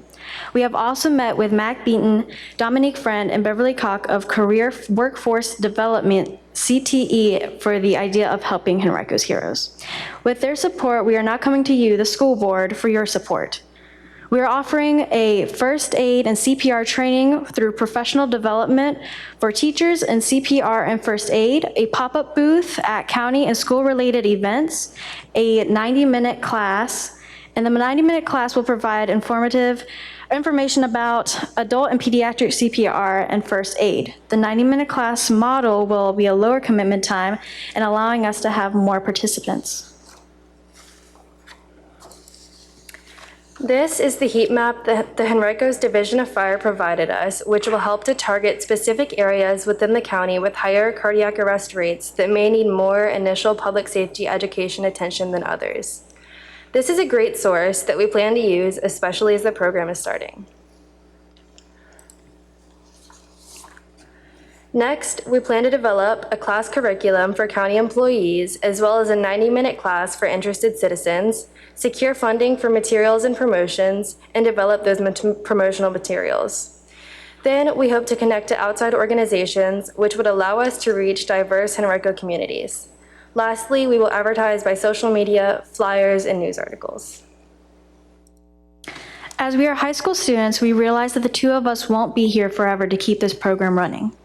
My future goal is to be a psychiatrist. And I want to be a physician's assistant. We would love for this program to continue, and with Emma and I being on the Hermitage EMT Advisory Board, we would like to go into current EMT classes to observe and recruit potential EMTs that are interested in community outreach and have a passion for educating the community. We would work with and train to get them the certifications we have, allowing Henrico's Heroes, or helping Henrico's Heroes program to continue saving lives. At this time, we would like to entertain questions. Thanks for the outstanding presentation. And before I turn it over to the board to provide comments and or ask any questions, I did want to note that Debbie Lumpkin from General Government HR is here. We're so pleased to have her. And of course, the partnership that's been highlighted here wouldn't be possible without our tremendous partners, not just from Henrico Fire, but all through General Government. We're just so pleased with the incredible experiences that are provided to us and to our students. So shout out to our General Government friends, but now I'll just turn it back over to you, Chairman. Thank you so much, Dr. Coswell. Start with Ms. Ogren. First of all, I want to say welcome back, Mrs. Cock. It's good to see you, even if I'm seeing the back of your head. But anyway, girls, it's just such an impressive amount of information and work that you have done. And I think about all of the kids now and in the future who will benefit from the work that you're doing. It just shows, kudos to you and to Mac Baton and the team for all the work that you're putting into this. And you're taking what has started as one of your classes and some of your interest and just taking it forward and helping other kids and making sure that this is going to be sustainable, I think is so impressive. I don't have a lot of questions for you. I would like to know if you have any idea of how many other students have you been in touch with that are interested in following in your footsteps? What do you think the outreach will be to other students? So we did an internship at Henrico Fire this summer, and it was 6 total. And all of them have been interested in getting a CPR instructor certification. We've even considered getting a Stop the Bleed instructor certification just to increase knowledge. But the hope is to go into the Hermitage EMT class and just recruit potential others. Well, because I know that in all areas of emergency response, we have shortages. And so you're helping that problem, but also setting up the groundwork for the future for those shortages not to be there. So I really appreciate the work you're doing, and I'll turn it over back to Reverend Cooper. Thank you so much, Ms. Ogburn. Ms. Atkins. Well, thank you for being here. You did a wonderful job on your presentation. Thank you. And you are wonderful examples of what's ahead for others. And so beyond what you've done here today and what I'm not able to even see, I feel very confident that your service is welcomed. And I also feel confident that whatever it is you continue to explore in the future, you will design it. And whether you're in the role of the employee or the employer, you will design whatever it is that you are going to be a part of in the emergency management business. And so continue to pursue your curiosity, continue to explore, continue to make mistakes because you will learn from them. And they will continue to grow you and make you the phenomenal women that you will aspire to be. So thank you for being here. Thank you. Thank you, Ms. Atkins. Ms. Gonzalo. I mean, wow. You're perfect examples. I mean, like my colleagues have said, perfect examples of our students and all that we want them to be. And this is the kind of presentation, just wow, that you've brought to us. I don't have any questions because your presentation was so thorough. I guess your next steps really are what you want to know if you have our support, right? I guess I do have a question. I support it, and as a board member, I can only speak for myself, but from what I'm hearing, I would imagine my colleagues who have already spoken support it as well, but maybe we can circle back to them.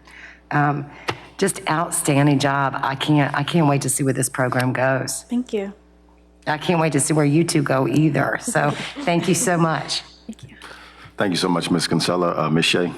Thank you for such a tremendous presentation. And I was over here getting like emotional during your presentation, both because of your passion and your willingness to serve the community, but also thinking about how you want to educate the community and how essential those life-saving skills are. I was just talking with one of our elementary school teachers this morning who yesterday noticed a child choking and was able to perform the Heimlich maneuver on the spot and save the child's life. And I'm thinking, had I been the adult in that spot, I don't know that I would have had the wherewithal. And so whenever y'all offer a 90-minute class, I am there. Let me know. I will be the first one to sign up and take your class. And also to be seniors in high school with letters behind your name. I mean, y'all, that's amazing. That's an accomplishment. You mentioned that some of your peers were interested in getting like official certification for CPR. Are you all trained? Yes. So when we think about that, and I know Ms. Bolden and Dr. Cashwell know more of the details, but our teachers do have to have CPR training for part of their recertification. And I know there's kind of some specifics on what fit that box, but if you are trained instructors, it may end up checking that box. I don't know. I'm kind of getting a soft nod. And so that could really be not only a service to our community providing your knowledge, but also a service to our teachers to be able to take your course and not have to seek it kind of outside of Henrico at a high cost to them. So, just trying to make more connections. And I kind of feel like with what Ms. Gonzalo said, I feel like it's like American Idol. Like, are we ready to vote? Like, who's going to Hollywood? We appreciate y'all, and thank you so much for sharing your passion with us today. Thank you. Thank you so much, Ms. Shea. I guess you all can see how excited the board is for your presentation, but most important, the substantive work and nature of your work. And I'm sure I speak for my peers. We will probably talk about it later, but we will support the efforts, I'm sure, to continue this, because this is definitely something that is important for, as you all stated, the bystander in our community resuscitation programs, AEDs, and such a wonderful opportunity for us to be very specific and intentional about where we offer this, where there's the hot spots, and just community engagement. So you all have done a phenomenal job. Thank you to, the staff and the support team for you all, and we look forward to hearing from you in the future. Thank you. Dr. Cashwell. All right, well, you've had support affirmed by the board. You already had that from certainly from me and the staff, and so we continue to look forward to working with you on bringing your vision to reality in any way that we can help support you. So thank you so very much for being here, and again for your patience and waiting for your turn to present. I know that was a long wait, but we really appreciate you being here. Kudos to you. Thank you so much.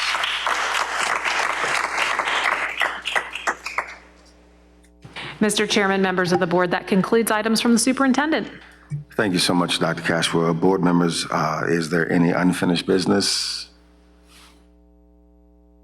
I know that Ms. Atkins has an announcement she wants to make under new business, so we'll just yield to her real quick.